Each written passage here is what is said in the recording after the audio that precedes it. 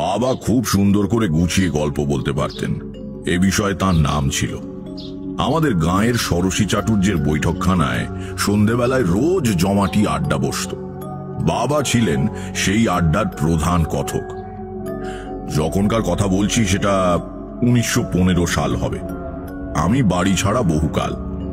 ইউরোপে প্রথম মহাসমর সবে শুরু হয়েছে, শ্রাবণ মাসের শেষ দিক। দিন তিনেক হলো অবিশ্রাম বৃষ্টি হয়ে চলেছে। আকাশে মেঘ থাকায় সন্ধে নেমেছে একটু তাড়াতাড়ি। ষোড়শী চাটুর্যের বৈঠকখানায় সান্ধ্য আড্ডা জমে উঠেছে দারুণ। ষোড়শী চাটুর্যের আড্ডা এ গ্রামে বিখ্যাত। এমন ঢালাও তামাকের ব্যবস্থা আর কারো বাড়িতে নেই।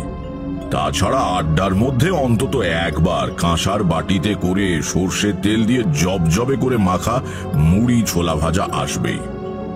সেদিন হচ্ছিল গল্পের রাজা ভূতের গল্প। বাড়ির ভেতর থেকে চাল ভাজা ছোলা ভাজা এসে গিয়েছে, হুঁকো ঘুরছে হাতে হাতে। ঘরের কড়িকাঠ থেকে লোহার বাঁকানো হুকে ঝুলছে হিংসের ডবল পলতের বাতি।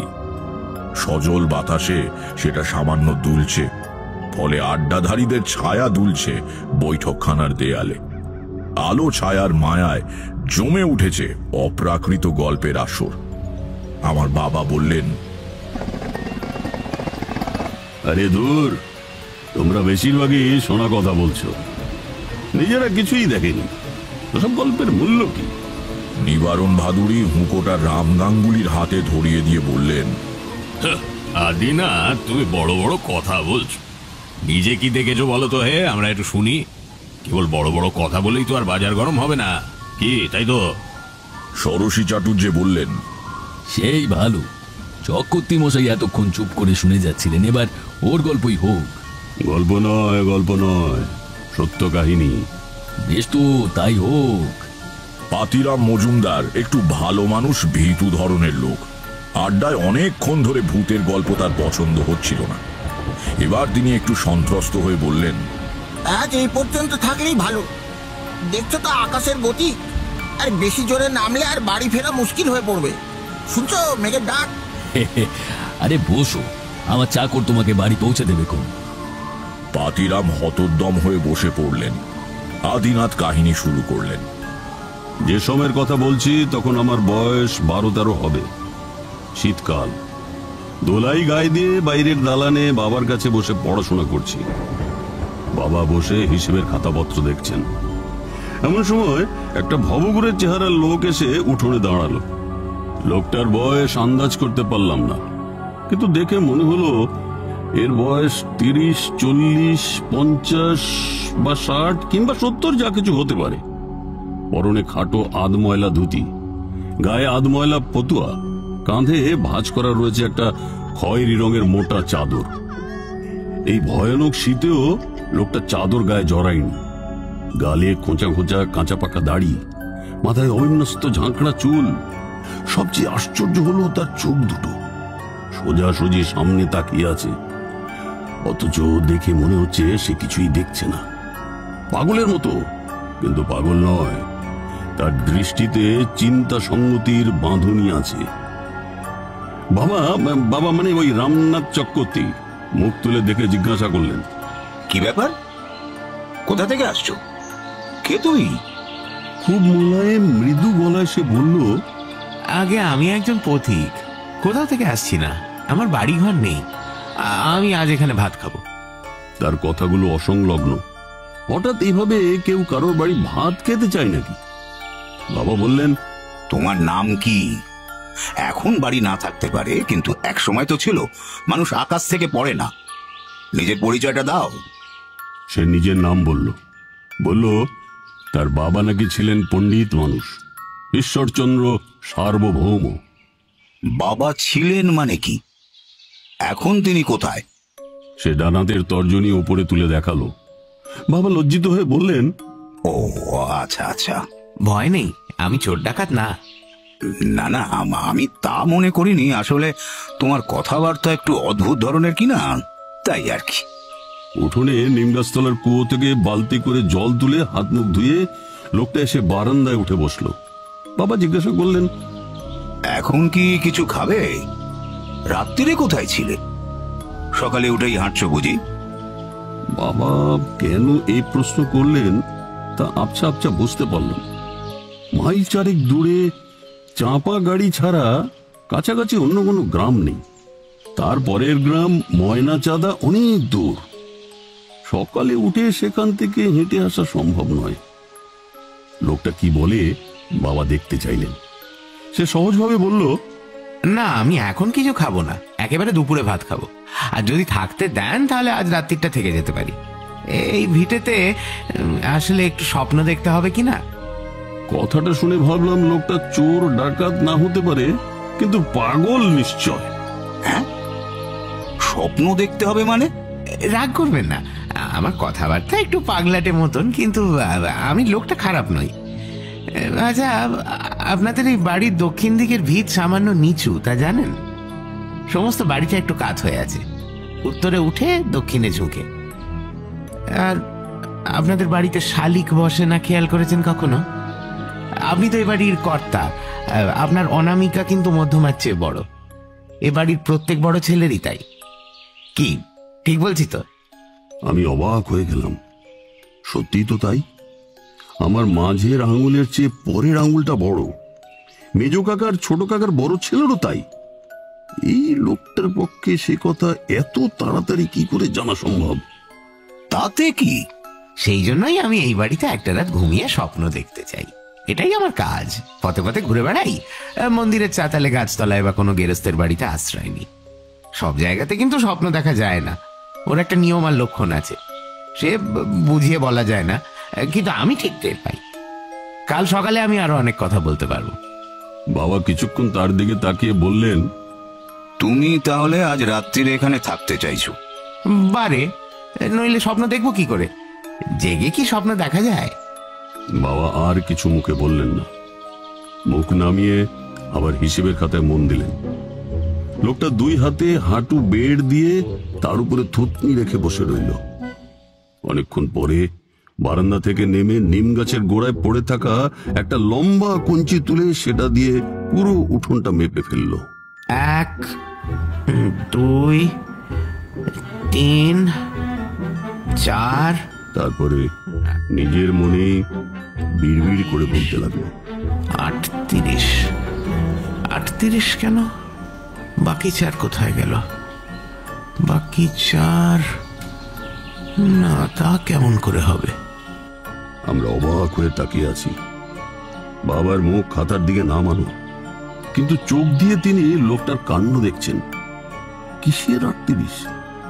আরো 4 বেশি হলেই বা কি ক্ষতি হতো?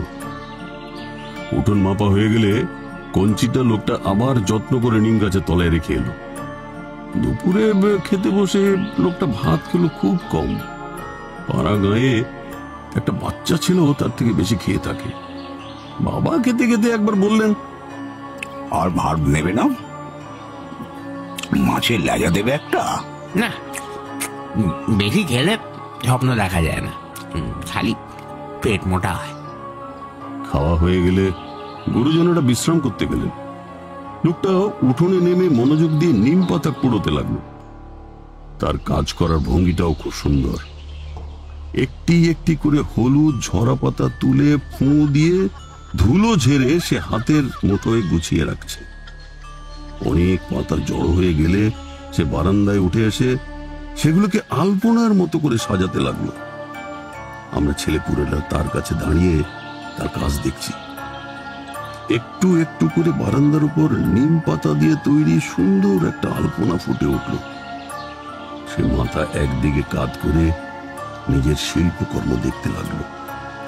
আমি জিজ্ঞেস করলাম, এটা কি হলো? বলো তো, এটা কি হলো? এটা তো আলপনা, কিন্তু এ দিয়ে কি হয়? সরাসরি সে কথার উত্তর না দিয়ে লোকটা বলল, আচ্ছা, এটা দেখে তোমার মনে কি ভাব জাগছে আমায় বলো। ভালো লাগছে, দেখতে সুন্দর বলে আনন্দ হচ্ছে। বাহ, তাহলে তো তুমি আসল জিনিসটাই বুঝে গেছো। এটা দিয়ে কিছু হয় না, ভালো লাগে তাই বানালাম। আমার খুব পছন্দ হয়ে গেল তাকে। তার কথার অর্থ সবটা বুঝতে না পারলেও বক্তব্যের সৌন্দর্য এবং গভীরতা আমাকে স্পর্শ করল। রাত্রিরে সে কিছু খেলো না, বলল, স্বপ্ন দেখার দিন রাত্রিরে মুখ এটো করতে নেই। বাবা বৈঠকখানার ভেতরে মশারি টাঙিয়ে বিছানা করে দিয়েছিলেন, কিন্তু সে শুলো উঠোনের পাশে বারান্দায়। আমি রাত্রিরে শুতাম মায়ের কাছে। ভেতর বাড়ির সেই শোবার ঘরের জানলা দিয়ে নাট মন্দিরের উপাসের বারান্দা বেশ কিছুটা দেখা যায়। অনেক রাত্রে ঘুম ভেঙে একবার তাকিয়ে দেখি নাট মন্দিরের ওধারটা যেন খুব হালকা নীল একটা আলোয় উদ্ভাসিত হয়ে রয়েছে। আমার চোখে তখন গভীর ঘুম লেগে আছে। খাটের ওদিকে ঘুমন্ত মায়ের গভীর নিঃশ্বাসের শব্দ শুনতে পাচ্ছি। ঝিমঝিম করছে দুপুর রাত। সেই আবছা চেতনার মধ্যেও অবাক হলাম কিসের আলো ওখানে। ওদিকে তো বারান্দায় সেই অতিথি শুয়ে আছে। এসব ভাবতে ভাবতে কখন যে ঘুমিয়ে পড়েছি জানি না। সকালবেলায় নাট মন্দিরে আসর বসলো ওই স্বপ্ন কাহিনী শোনার। মোটা মোটা থামের আড়ালে মা কাকিমারাও এসে দাঁড়িয়েছেন। স্বপ্ন দেখেছো তাহলে কাল রাত্রিরে? আগে হ্যাঁ, আমি জানতাম দেখতে পাবো। কি দেখলে? কর্তামশাই, প্রথমে একটা ভালো খবর বলি। আপনার এক ভাই ছোটবেলাতে বাড়ি থেকে পালিয়ে গিয়েছিল, ঠিক কিনা? হ্যাঁ, আমার সবচেয়ে ছোট ভাই 14 বছর বয়সে বাড়ি ছেড়ে চলে যায়। কিন্তু তুমি কিভাবে? স্বপ্নে দেখেছি। শুনুন, আপনার সেই ভাই জীবিত আছে। সে কি? কোথায় সে? বেঁচে থাকলে বাড়ি ফিরে আসছে না কেন? উনি এখন সন্ন্যাসী। উত্তর ভারতে কোথাও আছেন, জায়গাটা ভালো করে ধরতে পারলাম না। তবে উনি যে আর বাড়ি ফিরবেন না সেটা বুঝতে পারলাম। কেদারনাথ নাম ছিল না? ঠিক, কেদারই ছিল তার নাম। বাড়ির মেয়েরা থামের আড়াল থেকে বেরিয়ে এসছেন। আমি লোকটির দিকে তাকিয়ে আছি। সত্যি তো, আমাদের ছোট কাকা 15 বছর বয়স পূর্ণ হতে যখন আর কয়েকটা দিন বাকি, তখন এক বস্ত্রে বাড়ি ছেড়ে চলে যান। তাকে আমরা কখনো দেখিনি। ছোট কাকার গৃহত্যাগের গল্প আমরা শৈশব থেকে শুনে আসছি। এর মধ্যে ঠাকুমাকে ধরে নিয়ে এসেছেন মেজ কাকিমা। রাম রাম রাম কই? অরাম, কে এসেছে? কি বলছে এরা? কি মা? এই যে আমি এখানে, কিন্তু তুমি কেন এখানে? মেজ বৌমা কি বলছে রাম? ছোটকুর খবর নাকি পাওয়া গেছে? মানে এই যে এই লোকটি বলছে ও কাল থেকে আমাদের বাড়ির অতিথি। ও নাকি স্বপ্ন দেখেছে ছোটকু বেঁচে আছে, ভালো আছে। তুমি দাঁড়িয়ে কাঁপছো কেন? বসো বসো এখানে। তুমি তুমি কি বাবা? মা, আমিও আপনার একটা ছেলে। তুমি জানতে পেরেছো ছোটকু বেঁচে আছে, ভালো আছে? হ্যাঁ মা। কি করে জানলে? মা, আমি ঠক জোচ্চর কিংবা ধর্মের ব্যবসাদার হলে বলতাম বিশেষ ক্ষমতায় ডাকিনী যোগিনীকে বশ করে বা নানান রকম কঠিন প্রক্রিয়া করে জেনেছি। এবার এত টাকা দিন, তাহলে যাগযজ্ঞ করে সে ছেলেকে ফিরিয়ে আনবো। কিন্তু আপনাকে বাজে কথা বলবো না মা, ওসব কিছুই আমি জানি না। আমার একটা জন্মগত ক্ষমতা আছে, আমি স্বপ্নে অনেক কিছু দেখতে পাই। কাল রাত্রিরে এই বাড়িতে ঘুমিয়ে স্বপ্নে দেখে জানলাম আপনার ছোট ছেলের কথা। সে সে ফিরবে না বাবা? না মা, আর কেনই বা ফেরাবেন? তিনি ভালো আছেন, সন্ন্যাস গ্রহণ করে ঈশ্বরের আরাধনা করছেন। জানেন মা, হিন্দু ধর্মে বলে কোনো বংশের ছেলে সন্ন্যাসী হয়ে গেলে সেই বংশ পবিত্র হয়ে যায়। আনন্দ করুন মা, ছেলের গৌরবে আনন্দ করুন। বাবা, যদি আমার ছোটকু ভালো থাকে, শান্তি পেয়ে থাকে, তাহলে সে নাই বা ফিরলো, তার সুখেই আমার সুখ। তুমি এটুকু খবর যে দিলে, তার জন্য ভগবান তোমার মঙ্গল করুন। তুমি আমাকে মা বলে ডাকলে, আমি আমি তোমাকে আশীর্বাদ করছি। মা, আপনি দেখবেন আপনার ছেলেকে? আমি দেখাতে পারি, কিন্তু কথা দিন তাকে ফিরে আসার জন্য আদেশ করবেন না। তাহলে হয়তো সে ফিরে আসবে, কিন্তু তার এতদিনের সাধনা নষ্ট হয়ে যাবে। জগতে মাতৃশক্তি একটা বিরাট শক্তি, কেউ তাকে লঙ্ঘন করতে পারে না। কথা দিন। দেখো ভাই, এটা একটু বাড়াবাড়ি হয়ে যাচ্ছে। মাকে সরল মানুষ পেয়ে তুমি। তুই থাম দেখি। বাবা বাবা, আমি কথা দিলাম, আমাকে আমাকে কি করতে হবে তুমি বলো। কিচ্ছু না, আপনি এখানে বসুন। মার মেজ কাকিমা তাকে ধরে আস্তে করে ঠাকুর দালানের মেঝেতে বসিয়ে দিলেন। সামনে বসে লোকটা ঠাকুমার হাত আলতো করে ছুঁয়ে বলল, এবার আমার দিকে তাকান। হ্যাঁ, মন শক্ত করুন মা, একদম হালকা করে দিন। সোজা আমার চোখের দিকে দেখুন, একদম সোজা। কি বলবো ভাইয়া, তখন 7 সকাল, আমরা অতগুলো লোক দাঁড়িয়ে, আমাদের সামনে ঠাকুমা ধীরে ধীরে ঘুমিয়ে পড়লেন। মাথা হেলে পড়ল না, শরীর কাঁতো হলো না, কেবল চোখ দুটো আস্তে আস্তে বুঝে এলো। সুন্দর সমাহিত মুখ, যেন ধ্যান করছেন। লোকটা এক দৃষ্টে তার দিকে তাকিয়ে আছে। তারও দেহ নিস্পন্দ, সমস্ত শরীরে দৃঢ় একাগ্রতার ভঙ্গি। দেখলাম ঠাকুরমার মুখে সূক্ষ্ম একটা হাসি ফুটেছে। বাচ্চারা ঘুমিয়ে স্বপ্ন দেখলে ঠিক অমন করে হাসে। 2-4 মিনিট হাসিটা রইল, তারপর ধীরে ধীরে মিলিয়ে গেল। ঠাকুমা আবার শান্ত, সমাহিত, বাহ্যিক কোনো আবেগ শূন্য। লোকটা মৃদু গলায় ডাকলো, মা, এবার জাগুন, দেখা হয়েছে তো, এবার তাকান। আস্তে আস্তে ঠাকুমা চোখ খুললেন, যেন একটু অবাক হয়ে চারিদিকে তাকালেন। কোথায় রয়েছে বুঝতে না পারলে মানুষ যেভাবে তাকায়। তারপর সামনের লোকটিকে দেখে তার মুখ খুশিতে উজ্জ্বল হয়ে উঠল। হয়েছে মা? হ্যাঁ বাবা, হয়েছে হয়েছে। কি দেখলে মা? ছোটকুকে দেখতে পেলে? সে কথার উত্তর না দিয়ে বৌমাদের বললেন তাকে ঘরে দিয়ে আসতে। 2 পা গিয়ে পিছন ফিরে তাকালেন ঠাকুমা। লোকটির দিকে তাকিয়ে স্পষ্ট গলায় বললেন, আমি কিছুটা বুঝতে পেরেছি তুমি কে। আবার এসো, মাঝে মাঝে এসো বাবা। আসবো মা, মাঝে মাঝে আসবো। ঠাকুমা চলে গেলে বাবা বললেন, এ কি উৎপাত! কি চাও তুমি? তুমি কে? আমি একজন সাধারণ মানুষ, পথে ঘাটে ঘুরে বেড়াই। আপনি কি আমাকে অবিশ্বাস করছেন? আমি তো আপনার কাছে কিছু চাইনি, কেবল এক রাত্রির আশ্রয় ছাড়া। মাকে তুমি কি দেখালে? মাও তোমাকে কি বলে গেলেন বুঝলাম না। এর মানে কি? কিছুই না, উনি বুড়ো মানুষ, ছেলে নিরুদ্দেশ হয়ে যাওয়ায় ওর মনে দুঃখ রয়েছে। সে দুঃখ মা ছাড়া কেউ বোঝে না। ওকে যদি একটু আনন্দ আর স্বস্তি দিতে পেরে থাকি, তাতে কি ক্ষতি হয়েছে বলুন? তা নয়, কিন্তু মাকে কেন হঠাৎ? মানে বলছি যে হঠাৎ তো নয়, কারণ আছে।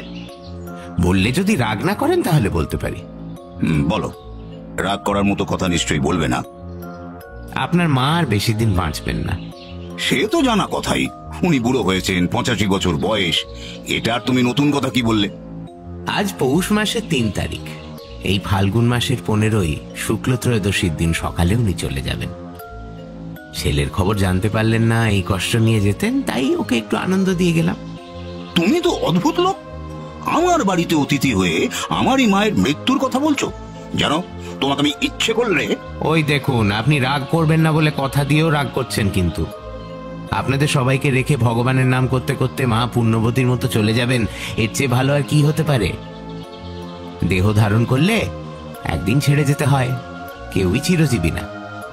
আর আমার এই কথা যদি না ফলে তাহলে তো ভালোই, প্রাণ ভরে আমাকে তখন গালাগাল দেবেন। তুমি আমাকে দেখাতে পারো? আমি যদি ছোটকুকে দেখতে পাই তাহলে বিশ্বাস করি। পারো দেখাতে? আপনাকে বিশ্বাস করাবার কোনো দায় আমার নেই। আপনি আমাকে অবিশ্বাস করলে তাতে আমার কিছু এসে যাবে না। অকারণে শক্তির অপব্যয় করতে নেই।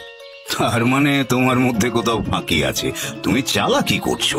আপনার মা কিন্তু তা মনে করেন না। আচ্ছা, একটা কাজ করা যাক, আপনার বংশের একটা হারানো জিনিসের সন্ধান আপনাকে দিয়ে যাই, তাহলে হয়তো আমাকে আর পুরোপুরি জোচ্চোর মনে হবে না। কেমন? কি জিনিস? 3 পুরুষ আগে আপনাদের বংশে একটা অষ্টধাতুর বিষ্ণু মূর্তি ছিল, জানেন কি? হ্যাঁ, ঠিক কথা।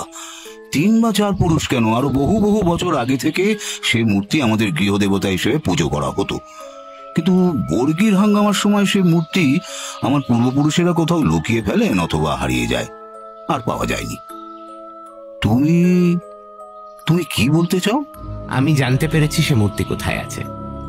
আপনার লোকেদের কাউকে একটা বলুন, একটা শাবল নিয়ে আমার সঙ্গে আসতে। আপনারাও আসুন। ঠাকুর দালান থেকে নেমে দেউরির ভেতর দিয়ে লোকটি উঠোনে গিয়ে নামলো। পেছনে পেছনে বাড়ির সবাই মিছিল করে চললাম। সে এমন ভাবে হাঁটছে যেন সে একেবারে নিশ্চিত ভাবে জানে কোথায় যেতে হবে।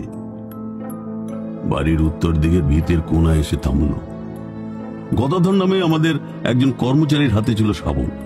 সে তাকে বলল, এইখানে ভিত খোঁড়ো। মাটি কতটা খুঁড়তে হবে? মাটি নয়, দেওয়ালের গা থেকে 3-4টে ইট খসাতে হবে এই এই জায়গায়। সে কি কথা? ভিতের ইট খসালে বাড়ির ক্ষতি হবে না? কিচ্ছু হবে না, কয়েকটা ইট মাত্র। কালই রাজমিস্ত্রিকে ডেকে গাঁথিয়ে নেবেন। কিন্তু এখানটাতেই খুঁড়তে হবে কেন? কারণ এ বাড়ি উত্তরে উঁচু, আর এইখানে উত্তরের ভিতের শেষ। এখানে শ্রী বিষ্ণু রয়েছেন বলে এদিকটা সময়ের সঙ্গে সঙ্গে মাটিতে বসে যায়নি। জানেন তো যে জমির ওপর বাড়ি তৈরি তার রকম অনুযায়ী 50, 100 কি 150 বছরের ভিত সামান্য কিছুটা বসে যায়। আপনাদের বাড়িতেও তাই হয়েছে, কেবল বিষ্ণুর অধিষ্ঠানের জন্য উত্তর দিক সামান্য উঁচু। তাছাড়া তখন মাপলাম 42 হাত হলো না তো, সদর দরজা থেকে 38 হাত মাত্র। তাই এখানেই নিশ্চয়ই থাকবে, না হলে আরো 4 হাত ওদিকে হতো। তুমি কি মাঝে মাঝে বলো, তার কোনো মানে হয় না। কিসের 4 হাত কম? ও একটা হিসেব, আপনাকে বোঝাতে পারবো না। নিন, শুরু করতে বলুন। ভিতে প্রথমে শাবলের ঘা পড়তেই আমরা সবাই ঘন হয়ে ভিড় করে গদাধরকে ঘিরে দাঁড়ালাম। গদাধর আলতো করে গাঁথুনির জোর আলগা করছে, আর আমরা রুদ্ধ নিঃশ্বাসে অপেক্ষা করে আছি।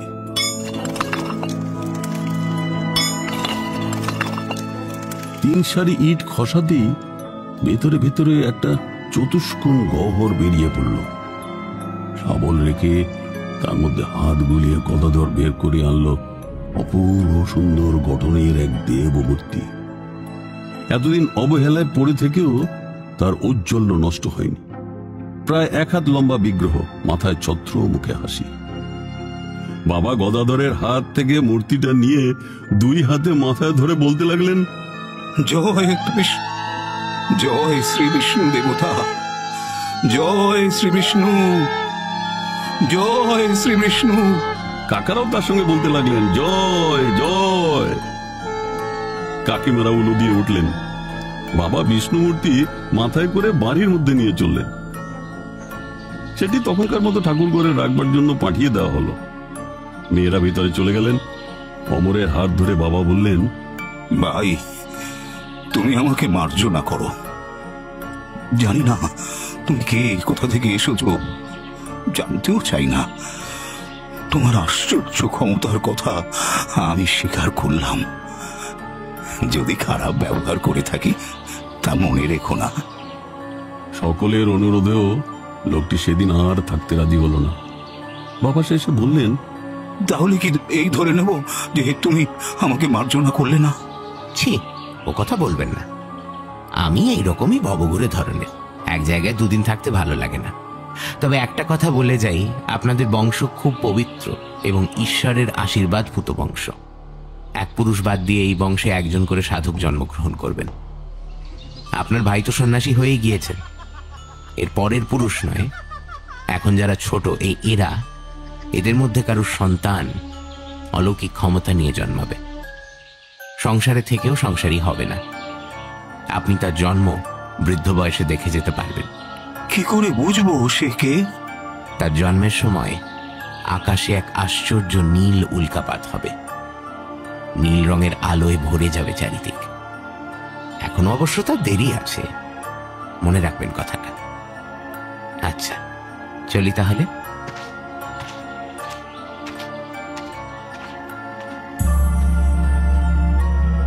উঠোন পেরিয়ে সদর দরজা পেরিয়ে সে চলে গেল।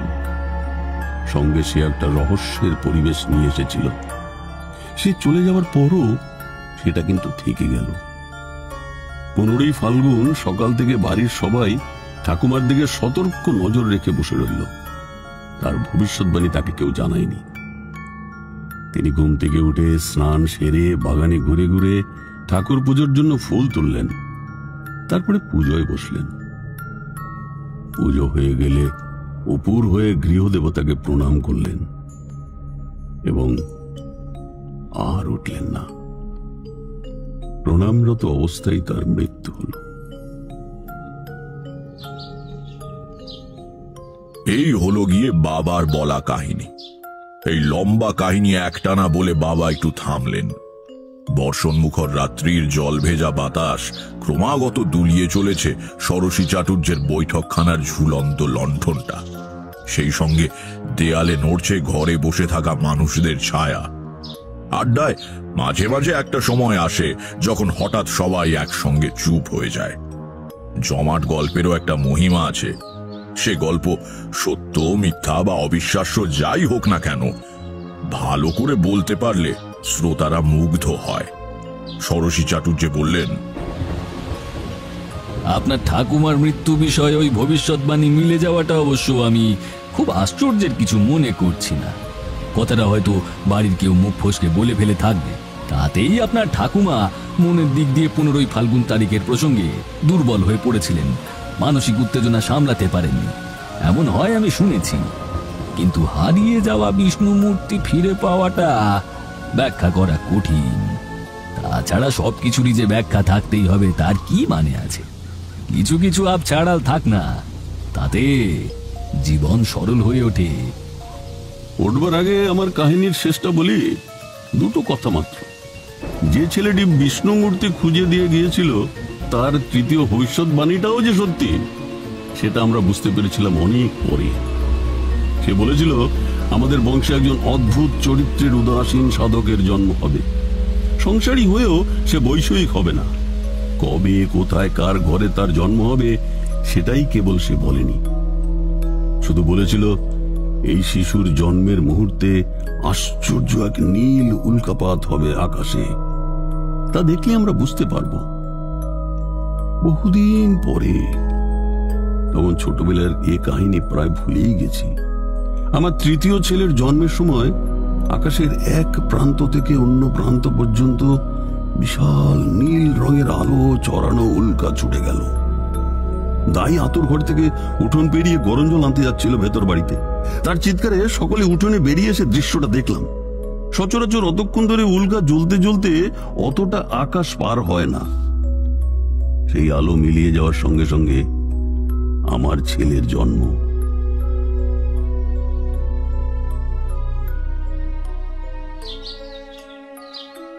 আপনি তো আপনার বাবার তৃতীয় সন্তান, তাই না? তার মানে আপনার জন্মের সময় ওই নীল উল্কা দেখা গেছিল? তেমনটাই তো শুনেছি। অল্প বয়সে বাড়ি থেকে উধাও হয়েছিলাম। মাঝে মাঝে বাড়ি ফিরে আসি, তবে সে খুবই কম। ওই ভবঘুরেমির সময়টা আমার যে কি সুন্দর কেটেছে তা আর কি বলবো। কোনো পিছু টান নেই, দায় দায়িত্ব নেই, কেবল বিরাট এই পৃথিবীর পথে পথে ঘুরে বেড়ানো। কিন্তু ব্যাপারটা অত সহজ নয়। আত্মীয়হীন, বন্ধুহীন দুনিয়ায় সম্পূর্ণ সম্বলহীন অবস্থায় ভেসে পড়তে হলে খুব সাহসের দরকার। কে খেতে দেবে ঠিক নেই, কোথায় থাকবো তার কিচ্ছু ঠিক নেই। মন্দিরের চাতালে, পোড়ো বাড়ির বারান্দায় ঝড়ে বৃষ্টিতে রাত কাটিয়েছি। কত অদ্ভুত চরিত্রের লোক দেখেছি। কত সময় অসুখ করেছে, গাছতলায় পড়ে কষ্ট পেয়েছি, জল তেষ্টায় বুক ফেটে গিয়েছে, কিন্তু জল দেবার কেউ ছিল না। মরেও যেতে পারতাম, তবু কখনো ভয় হয়নি। মৃত্যুকে সাধারণ মানুষের দৃষ্টিতে দেখিনি, দেখেছি ঈশ্বরের তৈরি এই জগতের একটা অবশ্যম্ভাবী পরিণতি হিসেবে। যে পরিণতিতে ভয়ের কিছু নেই, আছে স্রষ্টার অপার করুণা। ওসব দর্শনের কথা থাক, আপনার অল্প বয়সের গল্প বলুন না। বলবো? বেশ, বলি।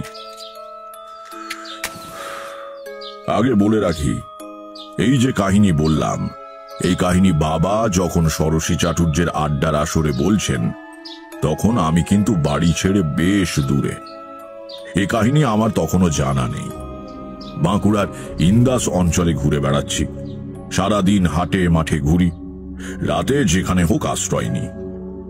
সেদিন বিকেল থেকে আকাশে মেঘের ঘন ঘটা। বেশি পথ না হেঁটে আলো থাকতে থাকতে একটা ছোট গ্রামের সীমানায় শিব মন্দিরের চাতালে আশ্রয় নিয়েছি। গায়ে উড়ুনি, পায়ে খড়ম এক পৈতেধারী বুড়ো মতো লোক দেখি মন্দিরের সিঁড়ি দিয়ে নেমে কোথায় যাচ্ছে। মনে হলো এখানকার পূজারী। এগিয়ে গিয়ে বললাম, আগে এখানে রাত্রিটা একটু থাকা যাবে? লোকটি একান্ত নীরস এবং অমিশুক প্রকৃতির।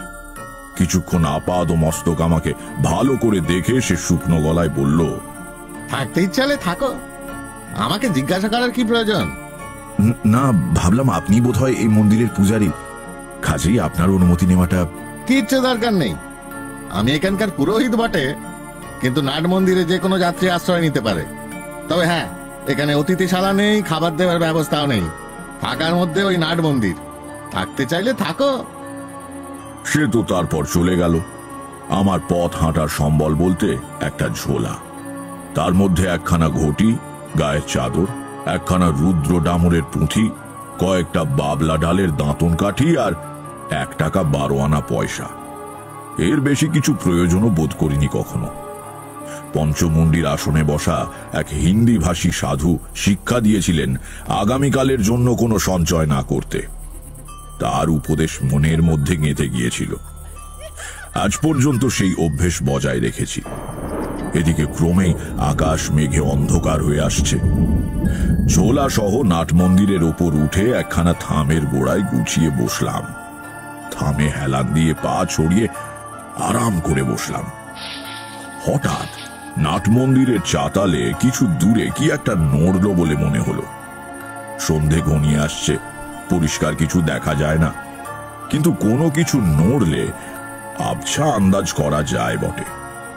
ভালো করে তাকিয়ে দেখি কেউ একজন শুয়ে আছে সেখানে। শোয়া অবস্থায় পাশ ফেরায় নড়াচড়াটা চোখে পড়েছে। হেঁকে বললাম, কে কে ওখানে? আমি। আমি কে? পৃথিবীতে সবাই তো আমি। যাত্রী? সংসারে সবাই যাত্রী, সবাই কোথাও না কোথাও চলেছে। ভাবলাম, বাপ রে, এই যে গুরু মশাইয়ের মতো কথা বলে, তবে তার কণ্ঠস্বর মৃদু, ভদ্র ও মার্জিত। পথ চলতি লোকের কথা বলার ভঙ্গি সাধারণত এমন মার্জিত হয় না। একটু কৌতূহল হওয়ায় বললাম, এসো, এদিকে এসে বসো। লোকটি উঠে এলো আমার সামনে। আলো নেই, তাকে পরিষ্কার দেখতে পেলাম না, কিন্তু মনে হলো তার বয়স বছর 40 কি 45 হবে। এ বয়সের কোনো লোককে তুমি বলাটা আমার উচিত নয়। লোকটির পরনে খাটো ধুতি আর হাফ হাতা শার্ট, সাধারণ দরিদ্র পথিক, কিন্তু তার আচরণে এমন কিছু বৈশিষ্ট্য আছে যা সমীহ আদায় করে। বললাম, কিছু মনে করবেন না, অন্ধকারে ভালো দেখতে পাইনি, তুমি বলে ফেলেছি। তাতে কি হয়েছে? জগতে সকলেই সকলের বন্ধু, বন্ধুকে তুমি বলা যায়। তা কোথায় যাবেন, আর আসছেনই বা কোথা থেকে? এবার বেশ মজার ব্যাপার হলো। পথিক মানুষটি আমাকে তুমি বলে সম্বোধন করতে লাগলো, কিন্তু তার অনুমতি পাওয়া সত্ত্বেও আমি কিছুতেই তা পারলাম না। সে বলল, কোথাও যাচ্ছি না ভাই, অনেকটা তোমারই মতন। পথে পথে ঘুরে বেড়াতে ভালো লাগে, যা পাই তাই খাই, যেখানে খুশি থেমে যাই, এই আর কি। তার মানে আমারই মতন? আপনি কি করে জানলেন আমি কিরকম? ও জানা যায়, আমি বুঝতে পারি। বয়স তখন অল্প হলেও তারই মধ্যে আমি অনেক সাধক এবং অদ্ভুত কর্মতান্ত্রিকের সঙ্গে মিশেছি। তাদের আশ্চর্য ক্রিয়াকলাপ দেখেছি। ভাবলাম, এ আর আমাকে নতুন কি ভরং দেখাবে। বললাম, কি করে বোঝেন? কাক চরিত্র বা লক্ষণ শাস্ত্র চর্চা করেন নাকি? না, বুঝি এইভাবে যে মন আসলে একটাই, তোমার আমার, যদু কিংবা মধুর, পৃথিবীর সব প্রাণীর। মায়ার আবরণে আলাদা আলাদা দেখায়। পর্দা টাঙিয়ে দিলে ওপারে কি আছে দেখা যায় না, পর্দা সরিয়ে দিলে আবার সব স্পষ্ট দেখা যায়। মায়ার পর্দা সরিয়ে দিলে সবই এক, তখন কারোর মনের কথা জানতে অসুবিধা হয় না। আপনি তো বিশিষ্ট অদ্বৈতবাদের কথা বলছেন। এই দর্শন শিক্ষা করেছেন কোথায়? আমার বাবার কাছে। ও, আপনি তবে শাস্ত্রজ্ঞানী পণ্ডিতের সন্তান? সে চুপ করে রইল। ভাবলাম কোনো কারণে সে হয়তো নিজের পরিবারের কথা আলোচনা করতে চায় না। এক্ষেত্রে কথা না বাড়ানোই ভদ্রতা সঙ্গত হবে। ঠিক এই সময় ঠান্ডা হাওয়ার একটা ঝাপটা দিয়ে ঝড় এসে পড়ল। ঝড়ের মুখে পাক খেতে খেতে দুটো শালিক এসে নাট মন্দিরের কড়িকাঠের ফাঁকে আশ্রয় নিয়ে গুছিয়ে বসল।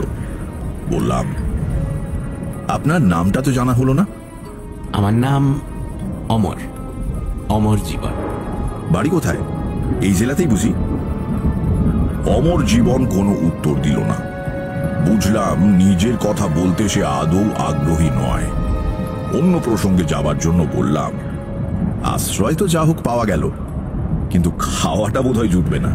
না না, তা কেন? ঝড়টা থামুক, খাওয়ার ব্যবস্থা হয়ে যাবে এখন। তা কি করে হবে? কাছাকাছি কোনো দোকানপাট তো দেখছি না। গ্রামে হয়তো আছে, কিন্তু তারা কি এই ঝড় বাদলে দোকান খুলে রাখবে? মনে হয় না। রাত্রিরে কি খাও তুমি, ভাত না রুটি? আমি ঠিক সন্ন্যাসী না হলেও পথে ঘুরছি অনেক দিন, সবই অভ্যেস আছে। বেশ বেশ, ভালো, খাবার এসে যাবে। অন্ধকারে অমরের মুখ চোখ ভালো দেখতে পাচ্ছি না। লোকটা পাগল নয় তো? কোথায় খাবার? কালকেই আমি এখানে ছিলাম, স্বপ্নে দেখলাম আজ তুমি আসবে, তাই একটা দিন বেশি থেকে গেলাম। এমনিতে আমি দুরাত্রির কোথাও থাকি না। ভাবলাম নিশ্চয়ই পাগল। গতকাল রাত্রিরে স্বপ্ন দেখেছে আজ আমি এখানে আসব। বদ্ধ পাগলা ছাড়া আর কি। আপনি জানতেন আমি এখানে আসব? হ্যাঁ। স্বপ্নে দেখেছেন? হ্যাঁ, স্বপ্ন দেখার প্রয়োজন হলে আমাকে নির্দিষ্ট জায়গায় পৌঁছে সেখানে থাকতে হয়। মনে মনে ভাবলাম, বেচারি, এমনিতে বেশ ভালো লোকটা, ভদ্র আর মিষ্টি কথাবার্তা, দোষের মধ্যে পাগল। এরপরই অমর জীবন হঠাৎ আমার দিকে তাকিয়ে বলল, তুমি বাড়ি চলে যাও। তার মানে বাড়ি যাব কেন? কিছু না, ভবঘুরে জীবন ত্যাগ করে সংসারে ফিরে যেতে বলছি না, সে যখন সময় হবে যাবে। তোমার নিজের ভালোর জন্য বলছি, কয়েকটা দিনের জন্য বাড়ি যাও। আচ্ছা, বিপদ তো। হ্যাঁ, কিন্তু কেন? মনে করো না আমি তোমার বন্ধু, আমি অনুরোধ করছি তাই যাচ্ছ? তার কথাগুলো একটু কেমন কেমন, কিন্তু গলার স্বরে একটা ব্যক্তিত্বপূর্ণ দৃঢ়তা আছে। তার কথা মনোমতো না হলেও অকস্মাৎ উড়িয়ে দেওয়া যায় না। তখনকার মতো তাকে শান্ত করার জন্য বললাম, আচ্ছা আচ্ছা, সে দেখা যাবে। ক্ষণ বিড়ি চলে? সব চলে, আছে, দাও। তাকে দিয়ে নিজে একটা বিড়ি নিলাম।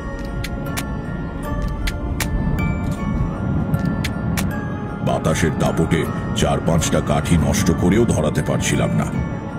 অমর হাত বাড়িয়ে বলল, আমাকে দাও দেখি। তারপর দেশলাইটা হাতে নিয়ে অদৃশ্য কার দিকে যেন ধমক লাগালো। আরে একটু থাম তোরে বাপু, একটা বিড়ি ধরাতে কি একটা গোটা দেশলাই বাক্স খরচ করবো নাকি?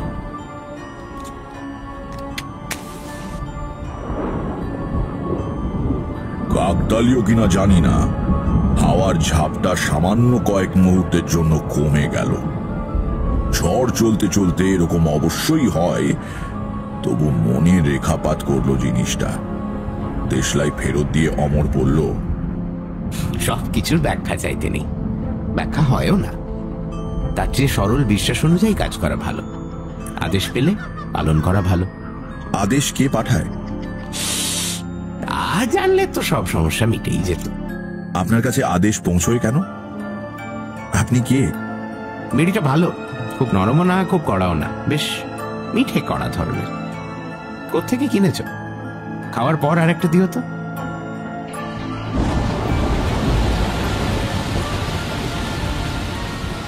ঝড় থেমে গিয়ে বৃষ্টি নামল।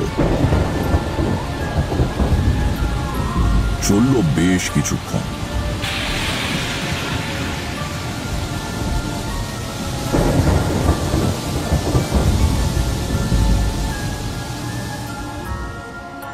বৃষ্টি যখন থামল তখন পাড়াগাঁর হিসেবে বেশ রাত।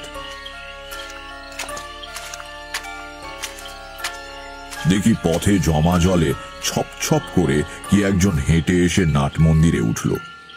সামনে ঝুঁকে অন্ধকারে ঠাহর করার চেষ্টা করে ডাকলো, ঠাকুর মশাই, ও ঠাকুর মশাই। এই যে আমি এখানে, দাও। কাছে আসার পর দেখলাম লোকটির হাতে একটা বড় শালপাতার ঠোঙা। সে ঠোঙাটা অমরের দিকে দিতে দিতে আমাকে দেখে বলল, আর এক মূর্তি এসে দেখছি, তা হয়ে যাবে খন দুজনে। দাঁড়াও, খাবার জল দিয়ে যাই।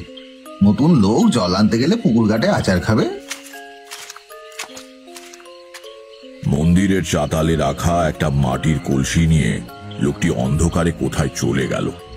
অমর বলল, মন্দিরের পেছনেই একটা পুকুর আছে, সেখানে গেল জল আনতে। ভালো পরিষ্কার জল, খাবার ব্যবস্থা হয়ে যাবে বলেছিলাম, তো খাবার তো এসে গেল। এর ভেতর কিন্তু অলৌকিক কিছু নেই। এই লোকটির একটি ময়রার দোকান আছে গ্রামে, গতকালও আমাকে খাবার দিয়ে গিয়েছিল। অতিথি সেবা করতে ভালোবাসে। পয়সা দিতে চেয়েছিলাম, নেয়নি। আজকের খাবারও দিতে বলা ছিল। যা খাবার দেয় তা আমি একা খেতে পারি না, আজও দুজনের হয়ে যাবে। এখন দেখি কি দিয়েছে। শালপাতার ঠোঙা খুলে দেখা গেল ভেতরে গোটা 15 বড় মাপের পুরি, আলুর তরকারি আর অনেকখানি মোহনভোগ। দেশি ঘি দিয়ে তৈরি, দারুণ গন্ধ বেরুচ্ছে। তখনও গায়ের দিকে খাবারে ভেজাল দেওয়ার কথা কেউ ভাবতে পারত না।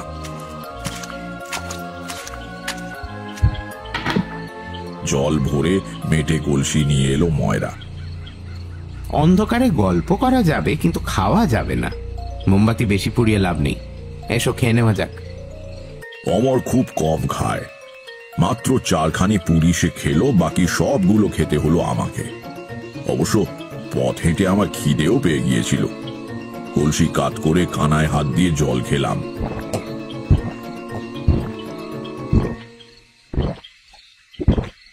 তারপর মোমবাতি নিভিয়ে দিয়ে অমর বলল, এসো এইবার গল্প করি।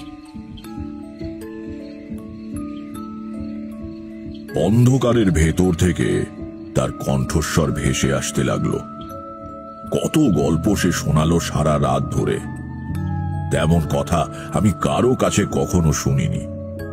যেন অচেনা ভাষায়, অচেনা সুরে অদ্ভুত গান শোনাচ্ছে কেউ। আকাশ আর নক্ষত্রের গল্প, সমুদ্রের ঢেউয়ের গল্প, আগুন, বাতাস, পাহাড়, মাটির গল্প। সে আমি ভাষা দিয়ে তোমাদের ঠিক বোঝাতে পারবো না। সেই রাতের কথা আমার সারা জীবন মনে থাকবে। কথা বলতে বলতেই অমর জীবন হঠাৎ বলল, তোমার ছোট ঠাকুরদা গৃহত্যাগ করে চলে গিয়েছিলেন না? হ্যাঁ, কিন্তু সে তো... উনি এখনো বেঁচে আছেন। কিন্তু আপনি কি করে... না, আর কথা নয়। রাত বোধহয় 3টে পেরিয়ে গেছে। এবার তুমি ঘুমো। বাড়ি চলে যেও কিন্তু কালকেই। তোমার ভালোর জন্যই বলছি। আমার চোখে ঘুম জড়িয়ে এসেছে। বললাম, আপনিও চলুন না আমার সঙ্গে। যাবেন? না, এবার না, এবার থাক। তবে তোমার সঙ্গে আবার দেখা হবে আমার। আমার কানে যেন কে নিদুলির মন্ত্র পড়ে দিয়েছে। আর তাকাতেই পারছি না। ঘুম ঘুম। যখন ঘুম ভাঙলো তখন রোদ্দুর উঠে গিয়েছে। গতকাল রাত্রির মেঘ বৃষ্টির চিহ্ন নেই কোথাও। ঝকঝক করছে দিনের আলো। পাশে কিন্তু অমর জীবন নেই। তার ঝোলাঝুলি সহ কখন সে চলে গিয়েছে কে জানে।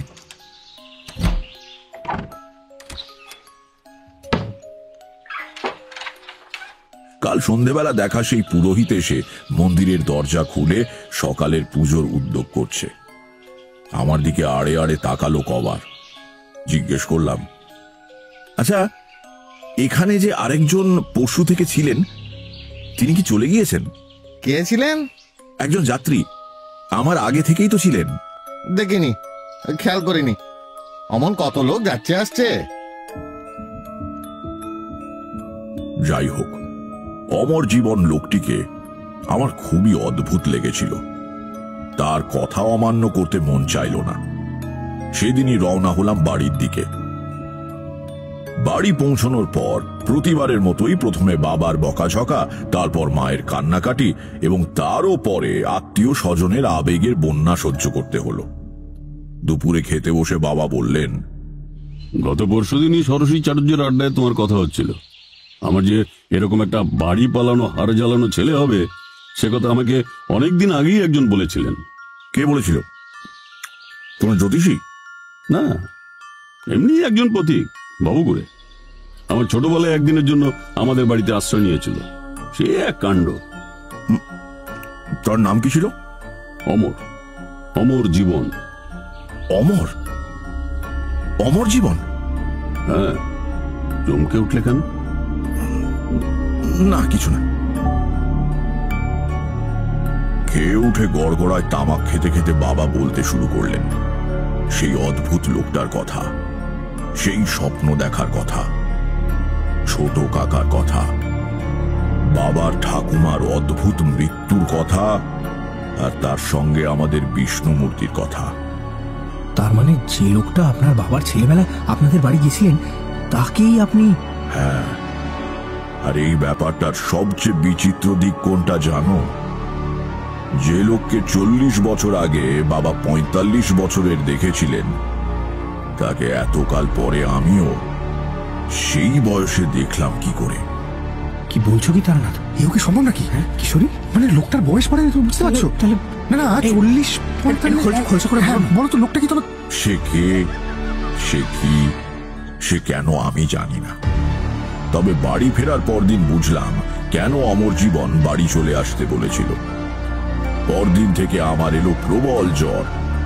প্রায় 1.5 মাস ভুগে সেরে উঠলাম। পথে থাকলে প্রাণ সংশয় হতো, সন্দেহ নেই। সে যাত্রায় অমর জীবন আমাকে প্রাণে বাঁচিয়ে দিল।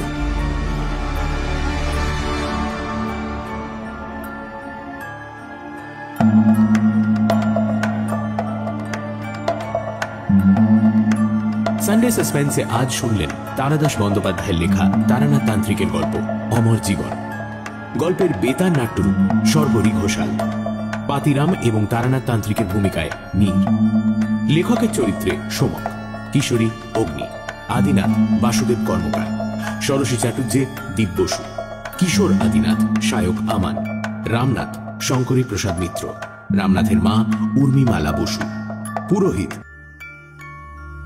বর্ষাকালে ভূতের গল্প জমে ভালো, এই মূল কথাটি মনে রেখে সমস্ত বর্ষাকালটা আমি আর কিশোরী সেন তারানাথ জ্যোতিষীর বাড়ি হানা দিতাম। তারানাথ আজগুবি গল্পের জীবন্ত কারখানা। কত যে অদ্ভুত গল্প শুনেছি তার কাছে। মজা এই, মঠ লেনে তারানাথের বাড়ির বৈঠকখানায় তক্তাপোষের উপর বসে সেসব কাহিনী শোনার সময় মনে কখনো কোনো সংশয় জাগত না। বৃষ্টির দিন, বাইরে মঠলেন জলে ভেসে যাচ্ছে, আর ভেতরে আমরা মুগ্ধ হয়ে গল্প শুনে যাচ্ছি। কিন্তু পরের দিন সকালে অফিসে গিয়ে খাতায় সই করে কাজ শুরু করার সঙ্গে সঙ্গে গত দিনের বিশ্বাসের ভিত নড়ে যেত। কলেজে আইএ পড়ার সময় কোলরিজের rime of the ancient mariner পাঠ্য ছিল। অধ্যাপক উইলিং সাসপেনশন অফ ডিসবিলিফ বলে একটা সাহিত্যিক জাদুর কথা বলেছিলেন। অপ্রাকৃত কাহিনী পড়ার আগে পাঠক মনকে প্রস্তুত করে নেয়, তার অবিশ্বাসকে সাময়িকভাবে মুলতুবি রাখে। তারানাথের গল্প শোনার সময়ও তাই হতো। যে গল্প বলতে যাচ্ছি সেটাও শুনেছিলাম বৃষ্টির দিনে, তবে বর্ষাকালে নয়, একেবারে খাস বসন্তে। সে বছর দোলের পরদিন রবিবার পড়ায় পরপর 2 দিন ছুটি পাওয়া গেল। দোলের দিন বিকেল থেকে আকাশে মেঘ ঘনিয়ে এলো, রোদ্দুর মুছে গিয়ে ঠান্ডা ঠান্ডা এলোমেলো বাতাস বইতে শুরু করলো। পরদিন অর্থাৎ রবিবার সকালে ঘুম ভাঙল মেঘের ডাকে। বেলা বাড়তে না বাড়তে নামলো বৃষ্টি। মেসের ম্যানেজার ঘরে ঘরে জানিয়ে গেলেন একই ছুটির দিন, তাই বৃষ্টি নেমেছে। কাজেই দুপুরবেলা খিচুড়ি, মাছ ভাজা আর ডিমের বড়ার ব্যবস্থা হয়েছে। উল্লসিত মনে জল খাবার খেয়ে অতুল বাবুর ঘরে ব্রিজ খেলতে বসে যাওয়া গেল। দুপুরে খিচুড়ি ভক্ষণ করে উঠতেই মনের মধ্যে একটা চিন্তা খেলে গেল, তারানাথের কাছে গল্প শুনতে গেলে হয় না? এমন বৃষ্টি ভেজা ছুটির দিন, আজকেই তো আজগুবি গল্প শোনার প্রকৃষ্ট সময়। বন্ধু কিশোরী সেনকে আলাদা করে ডাকতে যাবার প্রয়োজন নেই। এতক্ষণে আকাশের অবস্থা দেখে সেও নিশ্চয়ই তারানাথের বাড়ি যাবার সিদ্ধান্ত নিয়ে ফেলেছে। বহুদিনের অভ্যেস তো, আমাদের পরস্পরের মাথায় টনক আছে। ঘণ্টাখানেক বিশ্রাম নিয়ে বিকেল 3:30 নাগাদ বেরিয়ে পড়লাম। মঠ লেনের মুখে এসে কিশোরীর সঙ্গে দেখা। মোড়ের মাথায় পানের দোকান থেকে সে তারানাথকে দেবে বলে পাসিং শো সিগারেটের প্যাকেট কিনছে। আমাকে দেখে হেসে বলল, টনক নড়েছে তাহলে? আমিও হাসলাম। তারানাথের সামনে আমরা সিগারেট খাই না, একান্ত নেশা চাপলে আমরা উসখুস করতে থাকি। তারানাথ বুঝতে পেরে বাড়ির ভেতরে চা বানাতে বলবার অছিলায় উঠে যায়। আমি আর কিশোরী বারান্দায় দাঁড়িয়ে ধূমপান করে আসি। এখন বেশ কিছুক্ষণ নেশা চেপে রাখতে হবে। দুটো খুচরো কাঁচি সিগারেট কিনে একটা আমাকে দিয়ে কিশোরী বলল, নাও ধরাও। দোকানটায় ভালো কাশির জর্দা পাওয়া যায়। কিশোরী পাসিংশ নিয়ে নিয়েছে, আমি তারানাথের জন্য কিছুটা জর্দা নিলাম। সে পানের নেশা করে না বটে, কিন্তু ভালো জর্দা পেলে মাঝে মাঝে 2 আঙুলে করে 1 চিমটি মুখে দেয়। কাঁচি সিগারেট শেষ করে আমরা এগুলাম। ঝিরঝিরে বৃষ্টির সঙ্গে এলোমেলো বাতাসের দাপটে আমাদের ছাতা উল্টে যাবার জোগাড় হচ্ছে। আপাতত ঘন্টা 2 মধ্যে বৃষ্টি ধরবার লক্ষণ নেই। একদিক দিয়ে ভালোই হলো, গল্প চলবার সময় কেউ এসে বিরক্ত করবার সম্ভাবনা কম। তারানাথের বাড়ির সামনে এসে দেখি সে বারান্দায় দাঁড়িয়ে বৃষ্টি দেখছে। আমরা হাজির হতে সে হেসে বলল, মেঘ ঘনিয়ে এলেই আমি তোমাদের জন্য অপেক্ষা করি। তার দুজনে কি পরামর্শ করে এলে নাকি? না না, আপনার গলির মুখে এসে দেখা হয়ে গেল। বেশ বেশ, এসো। এই ভিজে গেছো নাকি? ও এমন কিছু নয়, এমনি একটু। দাঁড়াও, গামছা দিচ্ছি। গা মাথা ভালো করে মুছে ফেলো, আর ছাতা দুটো ওই কোণের দিকে মেলে রাখো। অতঃপর আমরা তারানাথের বৈঠকখানায় জমিয়ে বসলাম। আমাদের পকেট থেকে সিগারেট আর জর্দা বেরুতে তারানাথের মুখ প্রসন্ন দেখালো। আজ আর তাকে আলাদা করে গল্পের দাবি জানাতে হলো না। একটা পাসিংশ ধরিয়ে সে নিজেই বলল, গল্প চাই না? কিশোরী বলল, সে তো বটেই, এমনি ভিজে দিন, একেবারে গল্প শোনার ওয়েদার। গাঁজাখুরি গল্পের জন্য উপযুক্ত। শুরু করুন। তারানাথ জ্বলন্ত চোখে কিশোরীর দিকে তাকালো। আমি প্রমাদ গুনলাম। আবার সেই কথা, গাঁজাখুরি, আমার গল্প গাঁজাখুরি? তাহলে শুনতে আসো কেন? বাজে গল্প না শুনলেই হয়। গেল বুঝি আজকের গল্পের আসর। কিশোরীটাও এমন, বেফাস কথা না বলে পারে না। ওর কথা শুনবেন না তো? ও সবই বিশ্বাস করে, অথচ আপনাকে চটাবার জন্য ইচ্ছে করে ওরকম বলে। জর্দা আর পাসিং শো এর অশেষ গুণ। সামান্য স্তুতিতেই আজ তারানাথ গলে গেল। ঠিক আছে, কিন্তু কেউ একজন তার জীবনের বিচিত্র সত্য কাহিনী বলছে, আর একজন তাকে বুজরুক বলে উপহাস করছে, এ মেনে নেওয়া যায় না। আমি বললাম, বাদ দিন, ওসবও মজা করে বলেছে, বরং 1 কাপ চা বলুন, খেতে খেতে গল্প শোনা যাক। তারানাথ বাড়ির ভেতরে চা বানাবার কথা বলতে গেল। আমরা দুজনে বারান্দায় এসে দাঁড়ালাম সিগারেট খাবো বলে। কিশোরীর সিগারেট ধরিয়ে দিয়ে বললাম, আজ দিয়েছিলে সব পণ্ড করে, বুড়োকে খামোকা চটাতে গেলে কেন? অনেক কষ্টে আজ সামলিয়েছি। হ্যাঁ ঠিকই, ভুল করে আজ ডোজটা একটু বেশি দিয়ে ফেলেছিলাম। ঘরে ঢুকে দেখি তারানাথ তক্তাপোষের ওপর নিজের জায়গায় বসে হুঁকো ধরাবার উদ্যোগ করছে।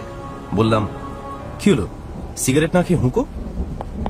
টিকে ভেঙে টুকরো করে কলকের ভেতর দিতে দিতে তারানাথ বলল, একটা গল্প মনে এসেছে বুঝলে। হুঁকোয় তামাক না ধরালে ভালো গল্পের মেজাজ আসে না। তাছাড়া কিশোরী যে প্যাকেট এনেছে তাতে আমি কাল বিকেল অবধি চালাবো। যুদ্ধের বাজারে জিনিসপত্রের দাম দেখেছ? পাসিং শো ছিল 2 আনা প্যাকেট, হলো 10 পয়সা। আচ্ছা একটা কথা বলো তো, ইউরোপে হিটলার যুদ্ধ করছে, তার সঙ্গে আমাদের ডিশি তরকারির বাজারে লাউ, কুমড়ো, উচ্ছে, মূলোর দাম বেড়ে যাবার কি কারণ? হিটলারের সৈন্যদল কি শুক্তো খায় না লাউয়ের ঘন্ট? কলকের আগুনে বার কয়েক ফুঁ দিয়ে তারানাথ বলল, যাক, তবু এখনো তামাকের দামটা অন্তত বাড়েনি।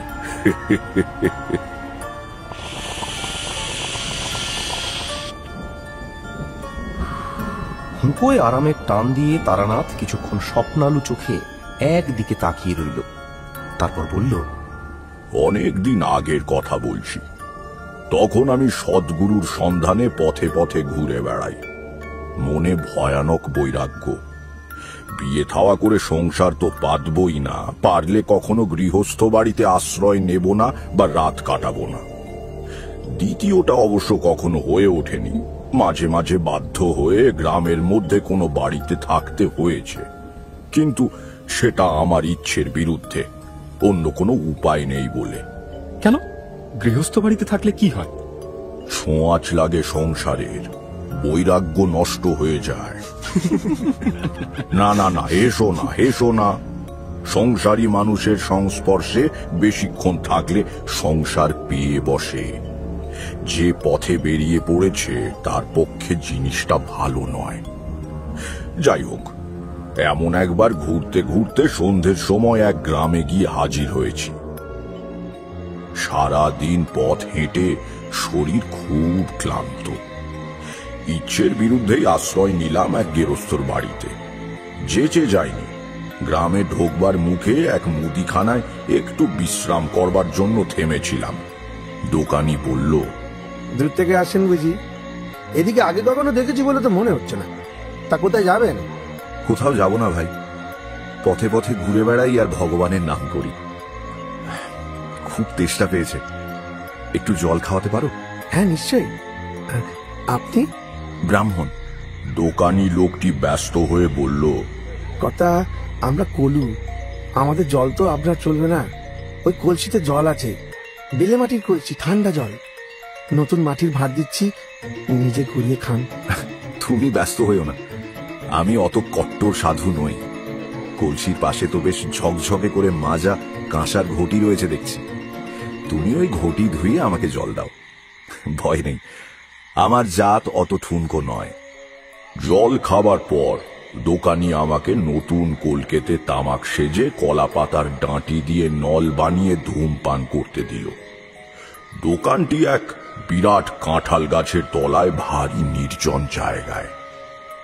মাথার উপরে গাছের ডালে পাখি ডাকছে।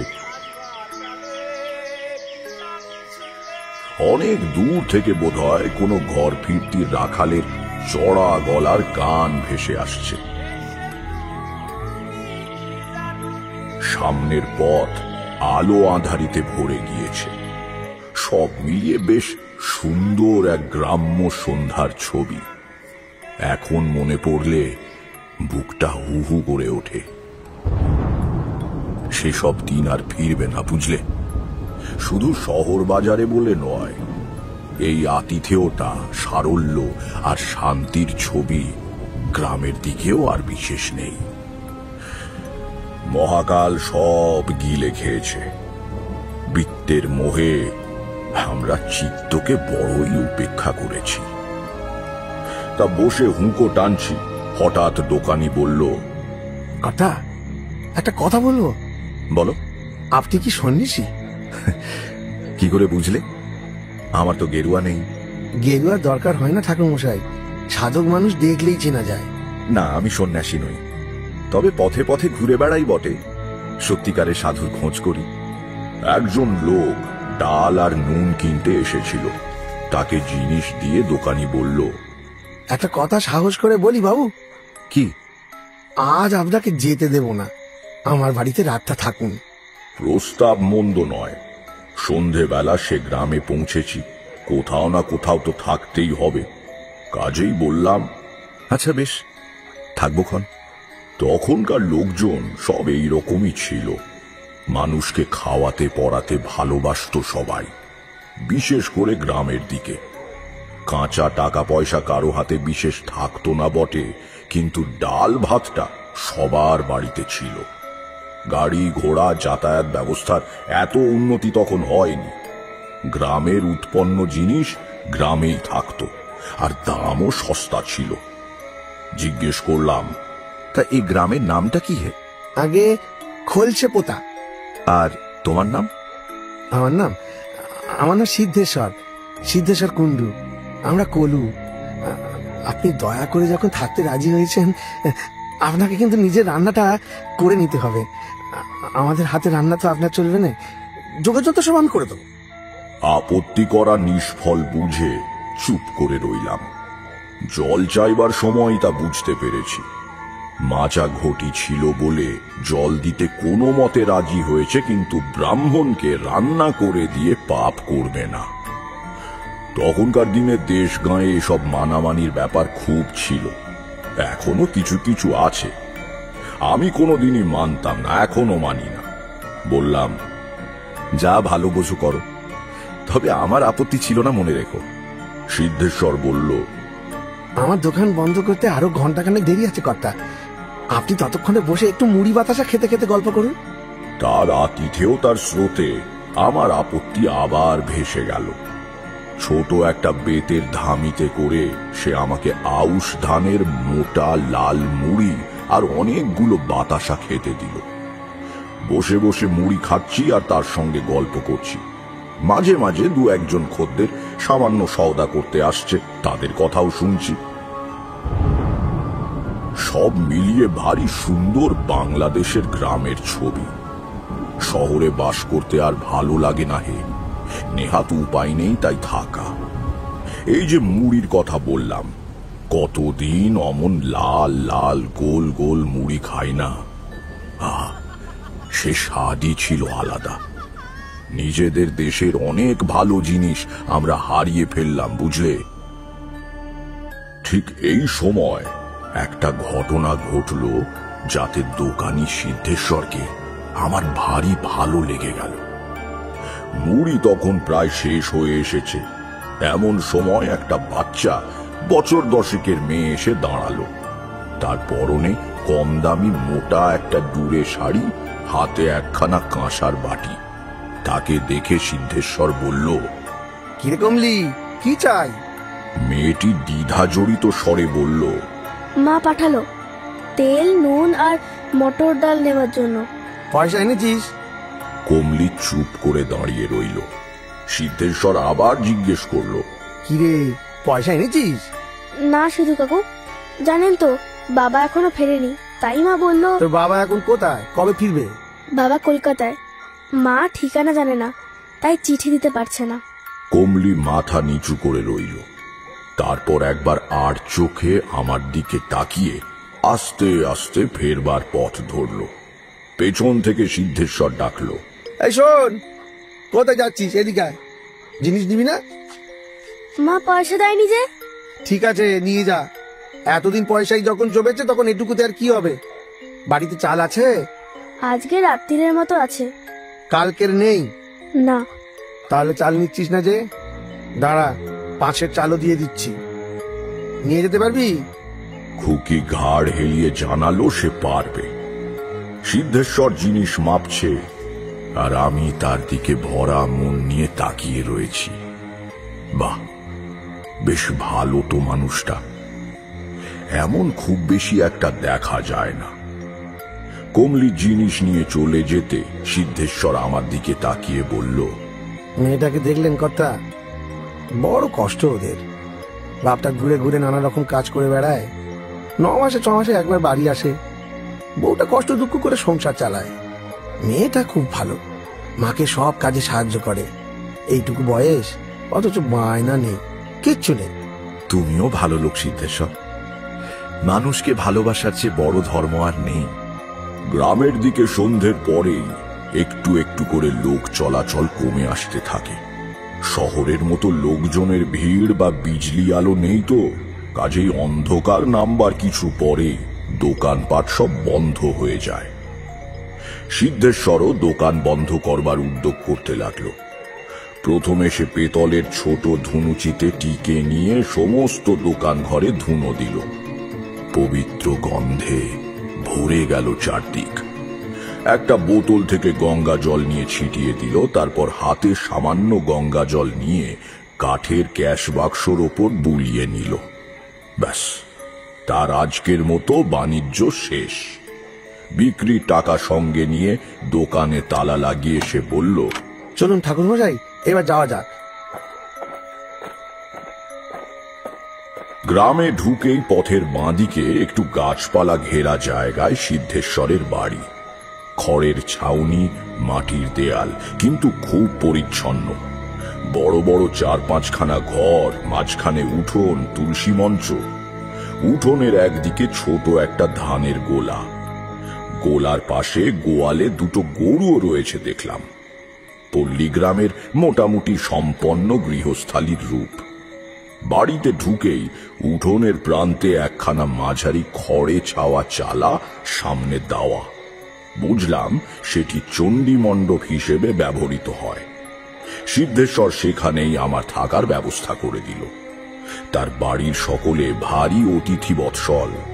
খবর পেয়ে একে একে এসে আমাকে প্রণাম করে গেল। উঠোনের পাতকুয়ো থেকে জল নিয়ে হাত মুখ ধুয়ে শান্ত হয়ে বসলাম। একটু পরে সিদ্ধেশ্বরও এসে বসল।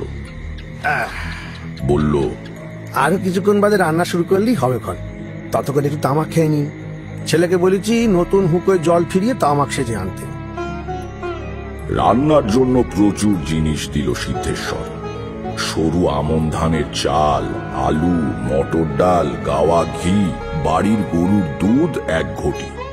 সব শেষে সে এনে হাজির করলো একখানা 2.5 ওজনের রুই মাছ। আমি অবাক হয়ে বললাম, আচ্ছা লোক তো তুমি, এত কি একজন মানুষ খেতে পারে? কি কাণ্ড! সিদ্ধেশ্বর বিনয়ী গলায় বলল, ঠাকুর মশাই, ঠিক করেছি আজ আমরা আপনার প্রসাদ পাবো। মাছ এক্ষুনি কুটে দেওয়া হচ্ছে, আমার ছেলে বউ বাদনা পেটে দেবে। মাছটা রান্না করুন, বাড়ির সকলের ইচ্ছে আপনার হাতে রান্না খাবে। রান্না করবার সময় সিদ্ধেশ্বর কাছে বসে গল্প করতে লাগলো। খুব খারাপ অবস্থা, আর গা গ্রামের অবস্থা সে আগে কার। গ্রামের বাইরে কোথাও শেয়ালের দল ডাকছে। এখনো সেসব কথা মনে পড়লে বুক হু হু করে।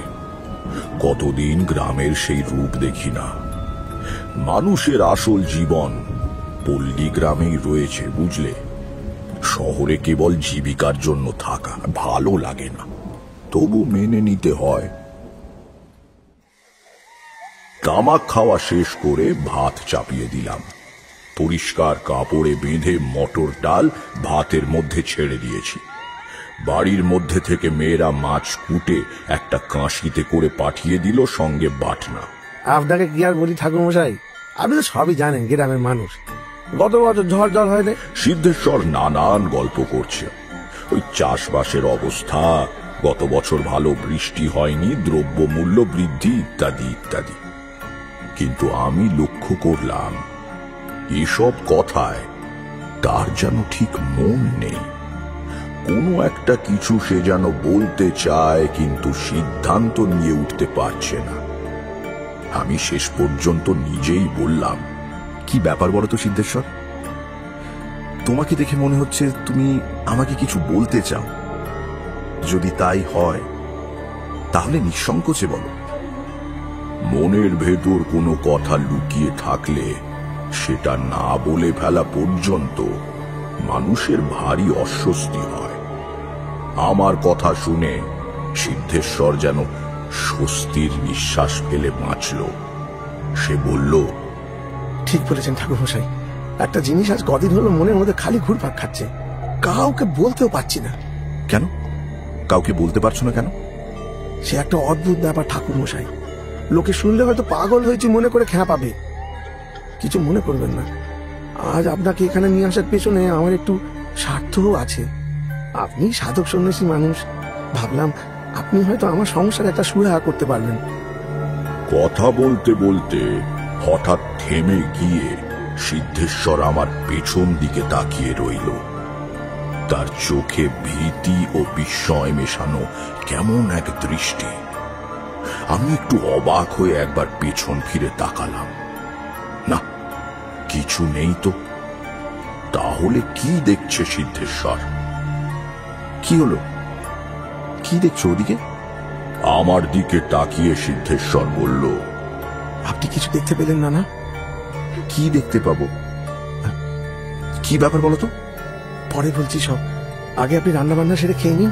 ভেতর বাড়ির পাট চুকে গেলে আমি আপনার কাছে এসে বসবো, তখন সব বলবো। কৌতূহল চেপে রেখে রান্নায় মন দিলাম। পথে পথে একা ঘুরতে হয়। রান্নাটা মন্দ শিখিনি, নিজেও খেতে ভালোবাসি। ভোজন রসিক না হলে ভালো রান্না করা যায় না। নিজের জন্য কিছু মাছ রেখে বাকিটা বাড়ির ভেতর পাঠিয়ে দিলাম। খাওয়া দাওয়ার পর এক ছিলিম তামাক সেজে বসেছি, এমন সময় সিদ্ধেশ্বর এসে কাছে বসল। বলল, ভেতরে মেয়েরা আপনার রান্নার খুব প্রশংসা করছে ঠাকুর মশাই। কোথায় শিখলেন এমন রান্না? পথে কাটানো জীবন শিখিয়েছে। কিছুক্ষণ তামাকে টান দিয়ে বললাম, এবার বলো কি বলবে। শুনছেন গপ্পবীরের ঠেকের আজকের গপ্প, তারাদাস বন্দ্যোপাধ্যায়ের লেখা পঞ্চমন্ডির আসন। এখনো যদি ঠেকে সাবস্ক্রাইব না করে থাকেন তাহলে কিন্তু ঠকবেন। Subscribe to my official channel and do not forget to click on the bell icon for notifications. তাহলে বাকিটা শোনা যাক।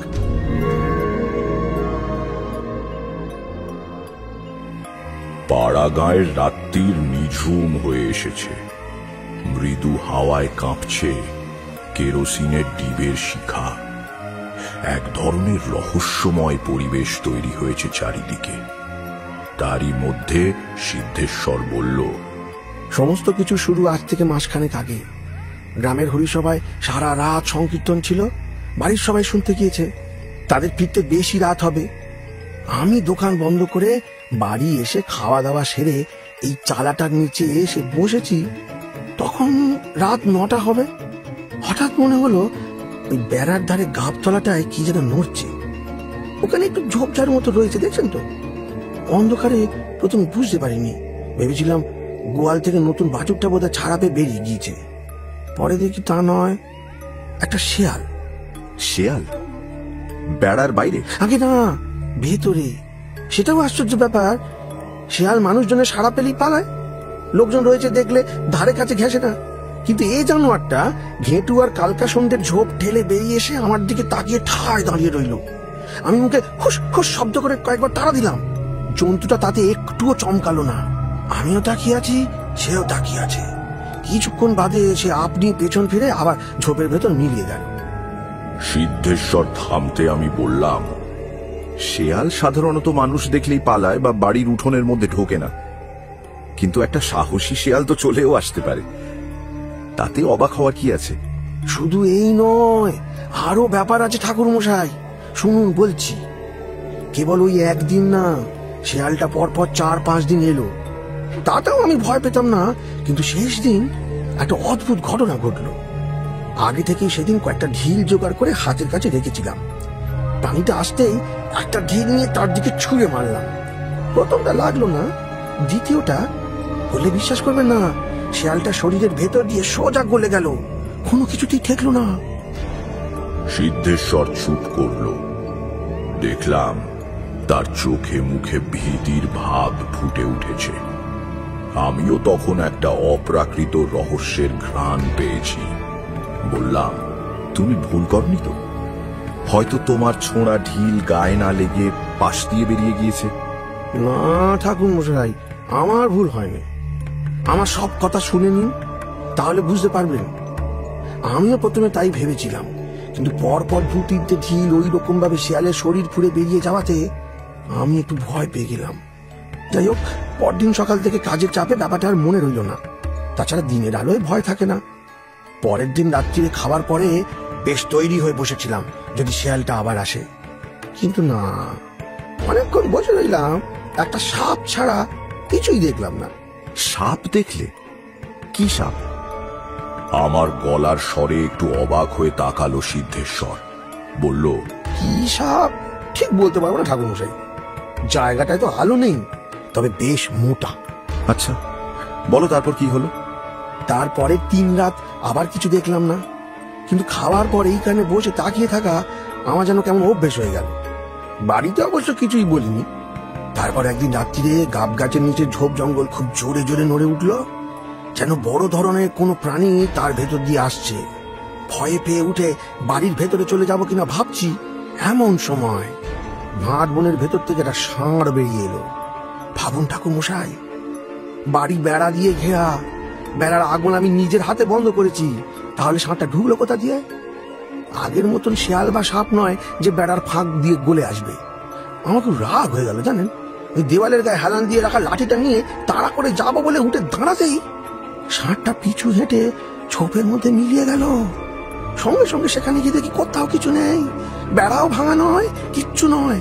ওই অত বড় প্রাণীটা কি বাতাসে মিলিয়ে গেল। আমি ততক্ষণে ব্যাপারটা কিছু কিছু বুঝতে শুরু করেছি। হুগলিতে গঙ্গার ধারের একটা শ্মশানে একবার এক তান্ত্রিক সন্ন্যাসী আমাকে এই রকম একটা ঘটনা শুনিয়েছিল। পরে পড়াশুনো করতে গিয়ে তন্ত্রশাস্ত্রের পুঁথিতেও এর উল্লেখ পেয়েছি। বললাম, তারপরে কুকুরটাকে কবে দেখলে? কুকুরটাকে এই দুদিন পর। হঠাৎ থেমে গিয়ে সে অবাক চোখে তাকিয়ে বলল, কিন্তু আপনি কি করে জানলেন কুকুরের কথা? সত্যি বলুন তো, আপনি কি কিছু বুঝতে পেরেছেন?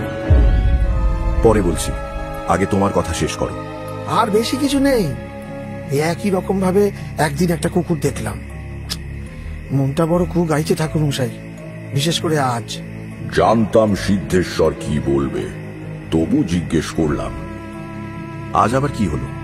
আজ একটু আগে আপনার পেছন দিকে তাকালো না ঠাকুর মশাই, দেখলাম সেই একই জায়গায় আবছা মতো একটা মানুষের চেহারা গাবতলায় দাঁড়িয়ে এদিকে তাকিয়ে আছে।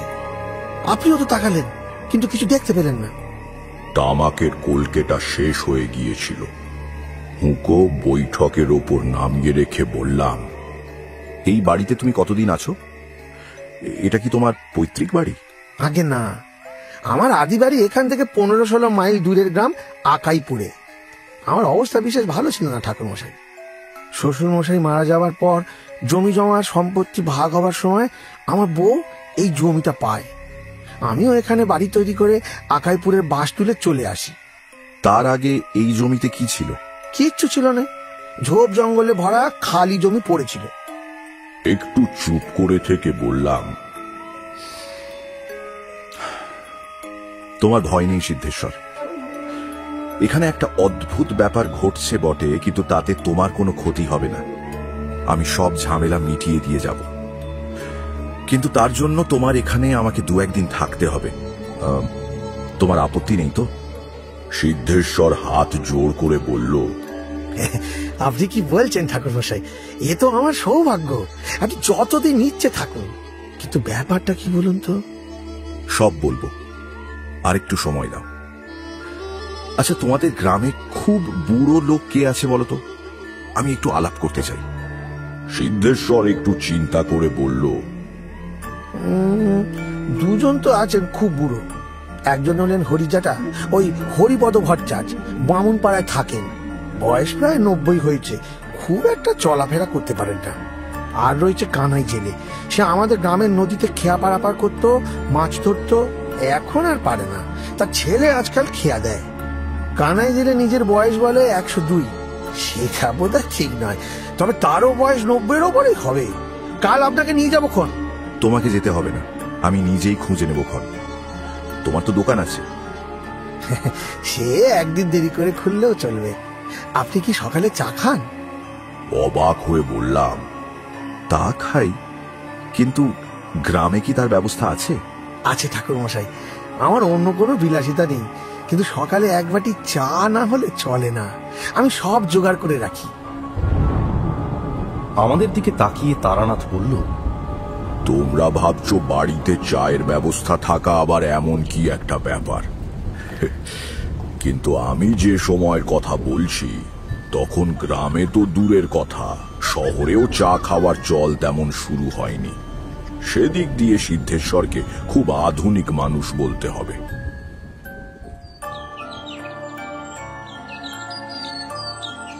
পরের দিন ভোরে ঘুম ভাঙল দোয়েল পাখির ডাকে।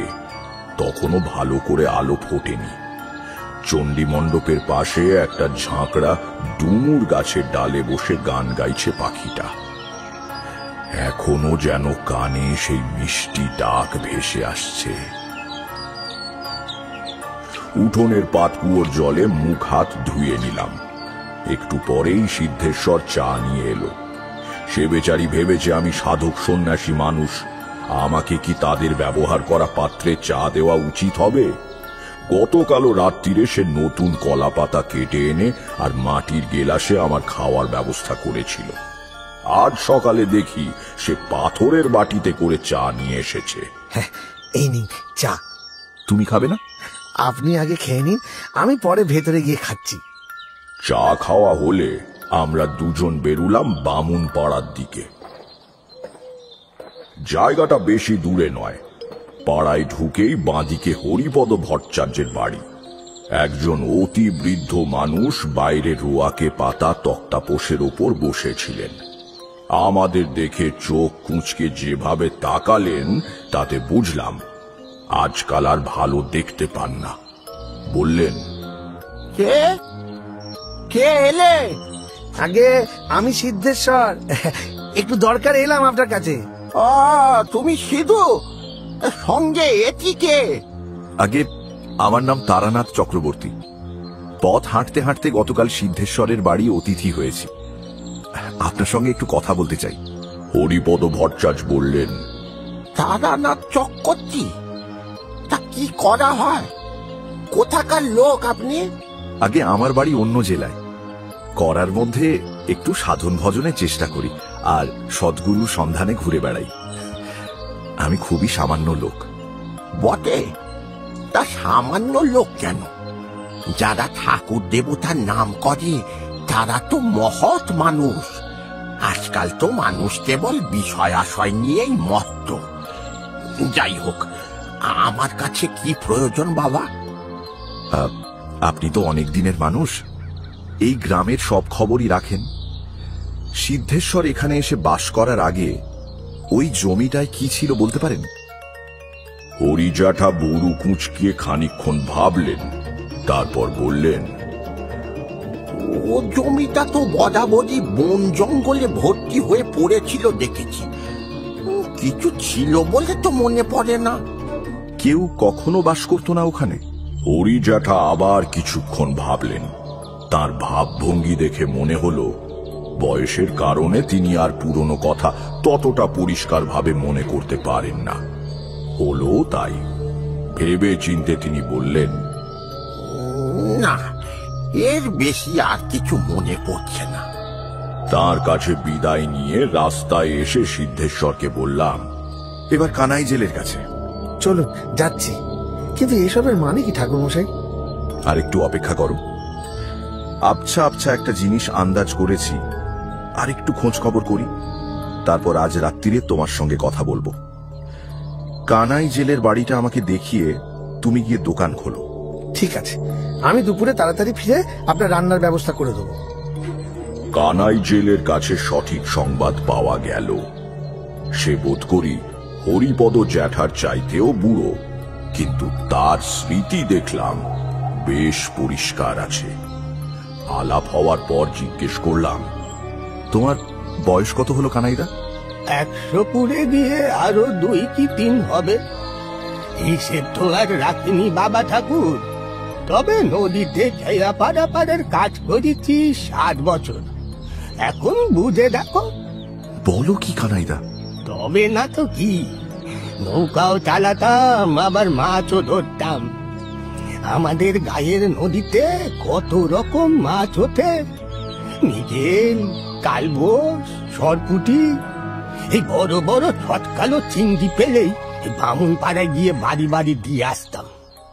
একবার হলো কি, বুড়ো মানুষদের কথা হঠাৎ থামতে চায় না। আমাকে দেখে তো বোঝই।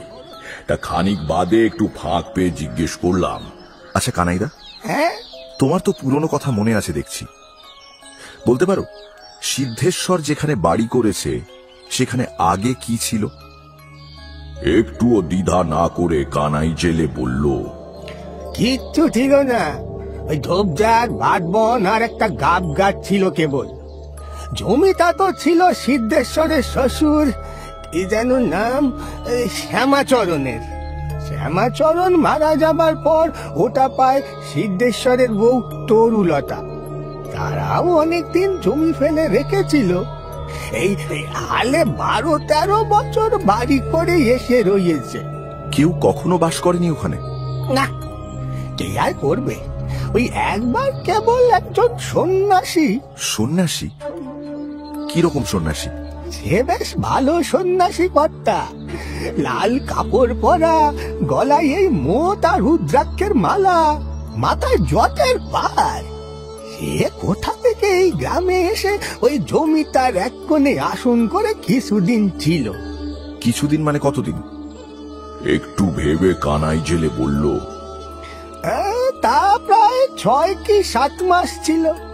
ওইখানেই ত্রিশূল পুঁতে ধুনি জ্বালিয়ে বসে থাকতো। অন্য সাধুদের মতন নেশা ভাঙ করতো না। 6-7 মাস পরে যেমন হঠাৎ এসেছিল, তেমনি একদিন কোথায় যেন চলে গেল, কে জানে। এসব কতদিন আগেকার কথা কানাইদা? ও সে বহুদিন হলো। এই ধরো আমার তখন 40 বছর বয়স। আমাদের দিকে তাকিয়ে তারানাথ বলল, তার মানে প্রায় 60 কি 62 বছর আগের ব্যাপার, বুঝেছো? অবশ্য কানাই জেলে যদি তার বয়স ঠিকঠাক বলে থাকে তবেই। আমি বললাম, হিসেব ঠিক বলছো তো কানাইদা? মানে ঠিক মনে আছে তো? আছে কর্তা। ওই সময় তো আমার রামচরণ হারিয়ে যায়, খুব দুঃখ পেয়েছিলাম, তাই ভুলিনি। রামচরণকে তোমার ছেলে? না না না, ছেলে কেন হবে? রামচরণ ছিল আমার কুকুর। কি হলো তার? সেটাই তো বুঝতে পারলাম না। ওই সন্ন্যাসী রাখরার কাছে ঘুরঘুর করত, তারপর একদিন থেকে তাকে আর খুঁজে পাওয়া গেল না। কি যে হলো কর্তা, কুকুর কখনো মালিককে তো ছেড়ে যায় না। অনেকদিন অপেক্ষায় ছিলাম, কিন্তু রামচরণ আর ফেরেনি। আমার মনে তখন 2-2 4 করে নিয়েছি। উঠে দাঁড়িয়ে বললাম, আজ তাহলে আসি কানাইদা। খুব ভালো লাগলো তোমার সঙ্গে গল্প করে। কেবল একটা কথা, ওই সন্ন্যাসী ঠাকুর যে আসন করে বসেছিল সেটা জমির কোন জায়গায় বলতে পারো? গাবতলাটায় কর্তা। আচ্ছা, গাব গাছটা কিন্তু এখনো আছে। আচ্ছা চলি তাহলে, আবার এদিকে এলে হয়তো দেখা হবে। সেদিন রাত্রিরে খাওয়া দাওয়ার পর সিদ্ধেশ্বর এসে আমার কাছে বসল। তার চোখে স্বাভাবিকভাবেই সপ্রশ্ন দৃষ্টি। বললাম, তোমার বাড়িতে এসব যা ঘটছে তার অর্থ আমি বুঝতে পেরেছি। ভয় নেই, সব ঠিক হয়ে যাবে। সমস্ত ব্যাপার বলবার আগে তোমাকে একটা কথা জিজ্ঞাসা করি। তুমি কি কোনো অজুহাতে তোমার বাড়ির সবাইকে 2-4 দিনের জন্য অন্য কোথাও পাঠিয়ে দিতে পারবে? বাড়ির লোকজনকে? কেন বলুন তো? দরকার আছে। শোনো তাহলে বলি। তুমি কি জানো, খোলসে পোতায় এসে তুমি বাস করবার আগে তোমার ওই গাবতলায় একজন সন্ন্যাসী এসে বেশ কিছুদিন বাস করেছিলেন? সন্ন্যাসী? কই, আমি তো কিছু জানি না। তোমার না জানবারই কথা। এটা প্রায় 60 বছর আগেকার ব্যাপার। গ্রামের কেউ মনে রাখেনি, 2-1 জন ছাড়া। অত বুড়ো লোক কেউ বেঁচেও নেই। হরিজাঠাও তো মনে করতে পারলেন না, তবে কানাই জেলের মনে আছে। তার কাছেই জানলাম ওই সন্ন্যাসী ছিলেন একজন তান্ত্রিক সাধক। গাবতলায় তিনি পঞ্চমুণ্ডির আসন করে বসেছিলেন। 6 কি 8 মাস ওই আসনে সাধনা করেছিলেন তিনি। সিদ্ধেশ্বরের মুখ ফ্যাকাশে হয়ে গেল। সে বলল, কি সর্বনাশ! পঞ্চমুণ্ডির আসন? ভয় পেও না, এ আসন পবিত্র, এতে কারো ক্ষতি হয় না। কিন্তু নিয়ম হচ্ছে সাধনা শেষ হলে আসন ভঙ্গ করে দিতে হয়, আর এই সন্ন্যাসী তা করেননি। হয়তো জানতেন না কিংবা গ্রাহ্য করেননি। পঞ্চমুণ্ডির আসন কিভাবে প্রতিষ্ঠা করতে হয় জানো? 5টা মানুষের মাথার খুলি লাগে, তাই না? সাধারণত লোকে তাই জানে, কিন্তু অন্যভাবেও হয়।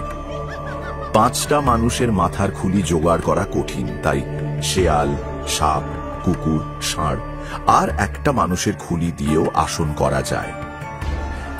তুমি বুঝবে না, যোগিনী তন্ত্রম নামে একটা পুঁথি আছে। তার 5ম পটলে মানে অধ্যায়ে লেখা আছে, শিবা সর্প সারমেয় বৃষ ভানাং মহেশ্বরী নরমুণ্ডং তথা মধ্যে পঞ্চমুণ্ডানি হিরিতম। বিষণ্ণ মুখে সিদ্ধেশ্বরী বলল, আগে ঠাকুরমশাই, ঠিক বুঝলাম না।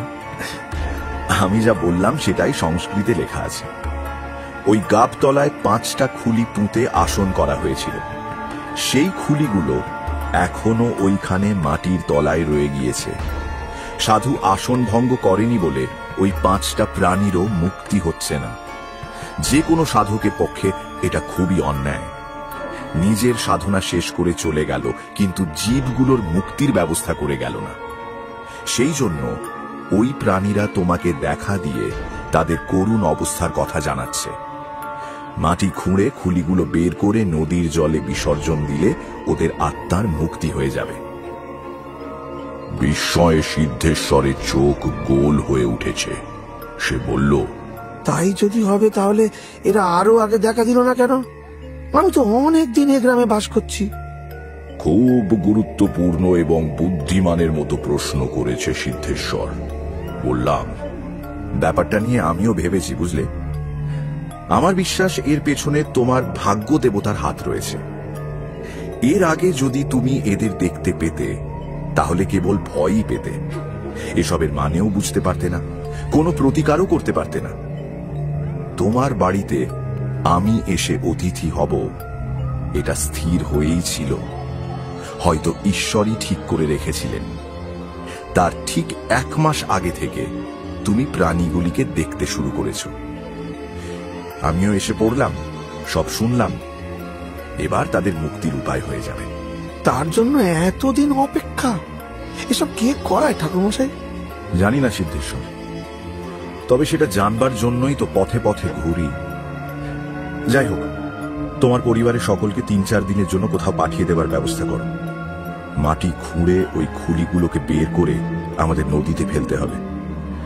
বাড়ির বাচ্চাদের বা মেয়েদের সামনে সেটা করা উচিত হবে না, তারা ভয় পেয়ে যাবে। তাতে কোনো অসুবিধা হবে না কথা। আমার বউ কদিন ধরে বাপের বাড়ি যাওয়ার জন্য বায়না ধরেছে, পরশুই ওদের সেখানে পাঠিয়ে দিচ্ছি। 2 দিন পরে তার পরিবারের সকলে রওনা হয়ে গেলে সিদ্ধেশ্বর বলল, এবার কর্তা? হ্যাঁ, এসো, কাল সকালেই কাজটা করে ফেলি, দেরি করে লাভ নেই। একটা মজুর ডেকে নেবো ঠাকুরমশাই, কত মাটি কাটতে হবে কে জানে। পাগল নাকি? এক্ষুনি সারা গ্রামে ব্যাপারটা রটে যাবে। গ্রামের লোকেদের তো চেনই, তারা তোমার বসত ভিটের অপবাদ ছড়াতে শুরু করবে। সিদ্ধেশ্বর, যতই পরিশ্রম হোক তোমাকেই এই কাজ করতে হবে। দরকার হলে আমিও হাত লাগাবো। না না, তার প্রয়োজন হবে না কর্তা, সে আমি একাই পারবো।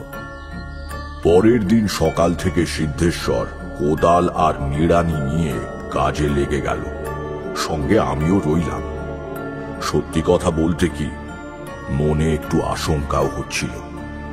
যদি আমার আন্দাজ ঠিক না হয়, যদি আমি ভুল করে থাকি। প্রথমে নিড়ানি দিয়ে ঝোপ জঙ্গল পরিষ্কার করে মাটি খোঁড়া শুরু হলো। আমার আশঙ্কা অবশ্য স্থায়ী হবার সুযোগ পেল না। একটু খুঁড়তেই প্রথম খুলিটা বেরিয়ে এলো কুকুরের।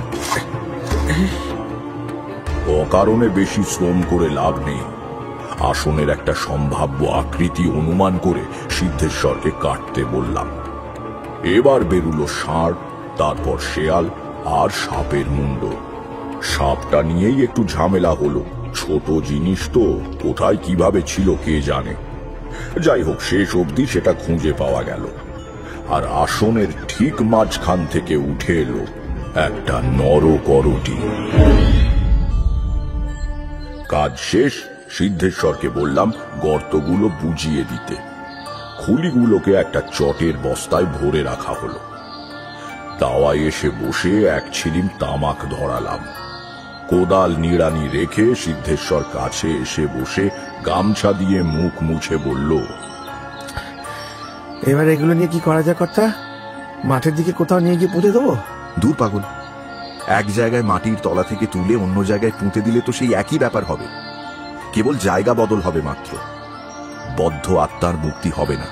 তাহলে ওগুলোকে থলে শুদ্ধ নদীতে গিয়ে ফেলতে হবে। তার আগে মন্ত্র পড়ে আমি জিনিসগুলোকে নিষ্ক্রিয় করে দেব, যাতে ওই আত্মারা আর ফিরে না আসতে পারে। আচ্ছা সিদ্ধেশ্বর, কানাই জেলের ছেলেকে আজ বিকেলের দিকে একটু পাওয়া যাবে? কিছুক্ষণের জন্য তার নৌকোটা আমাদের চাই। সে অসুবিধা হবে না, আমি এখনই গিয়ে বলে আসছি। কিন্তু কেন কথা বুঝলে না? করটি শুদ্ধ থলেটা নদীর পাড়ের কাছে ফেলা চলবে না।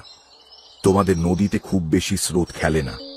ওটা যেখানে ফেলা হবে সেখানেই থেকে যাওয়ার সম্ভাবনা। অন্তত কয়েকদিন তো থাকবে বটেই। স্নান করতে নামলে লোকের পায়ে লাগবে, নানা রকম কথা রটবে। গ্রামের দু একজন আজ আমাদের খোঁড়াখুড়ি করতে দেখেছে, কে কোথা দিয়ে কি আন্দাজ করে তা ঠিক কি। তার চাইতে নৌকো করে ঘাট থেকে কিছু দূরে গিয়ে নদীর মাঝখানে বিসর্জন দেওয়া ভালো।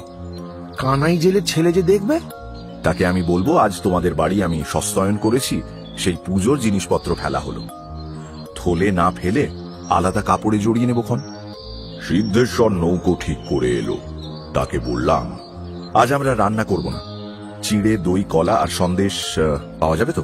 খুব পাওয়া যাবে, আমি এখনই নিয়ে আসছি। দাঁড়াও, আগে যেও না, ওই পথে আরেকটা কাজ করে এসো। কমলিদের সঙ্গে তোমার সম্পর্ক কি রকম? তুমি কোনো অনুরোধ করলে রাখবে? সিদ্ধেশ্বর একটু অবাক হয়ে বলল, কমলি আমাদের গ্রামে, যাকে সেদিন আমার দোকানে দেখেছেন?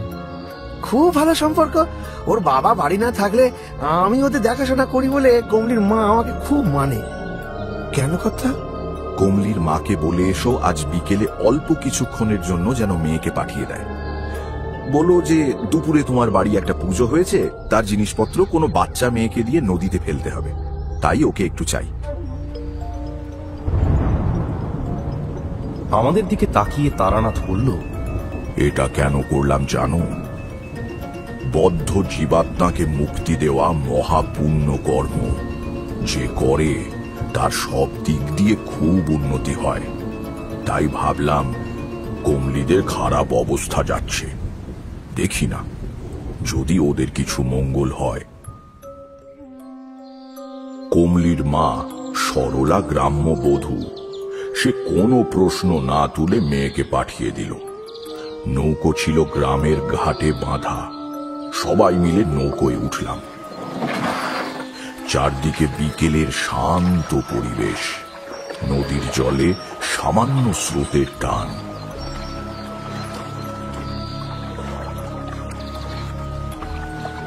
গ্রাম থেকে আধ মাইল টাক এসে আমার নির্দেশে কমলি কাপড়ের পুঁটলিটা জলে ফেলে দিল। মনে মনে বললাম, পুণ্যের কাজ করলে সুখী হও মা। পরের দিনই আমি আবার পথে বেরিয়ে পড়ি।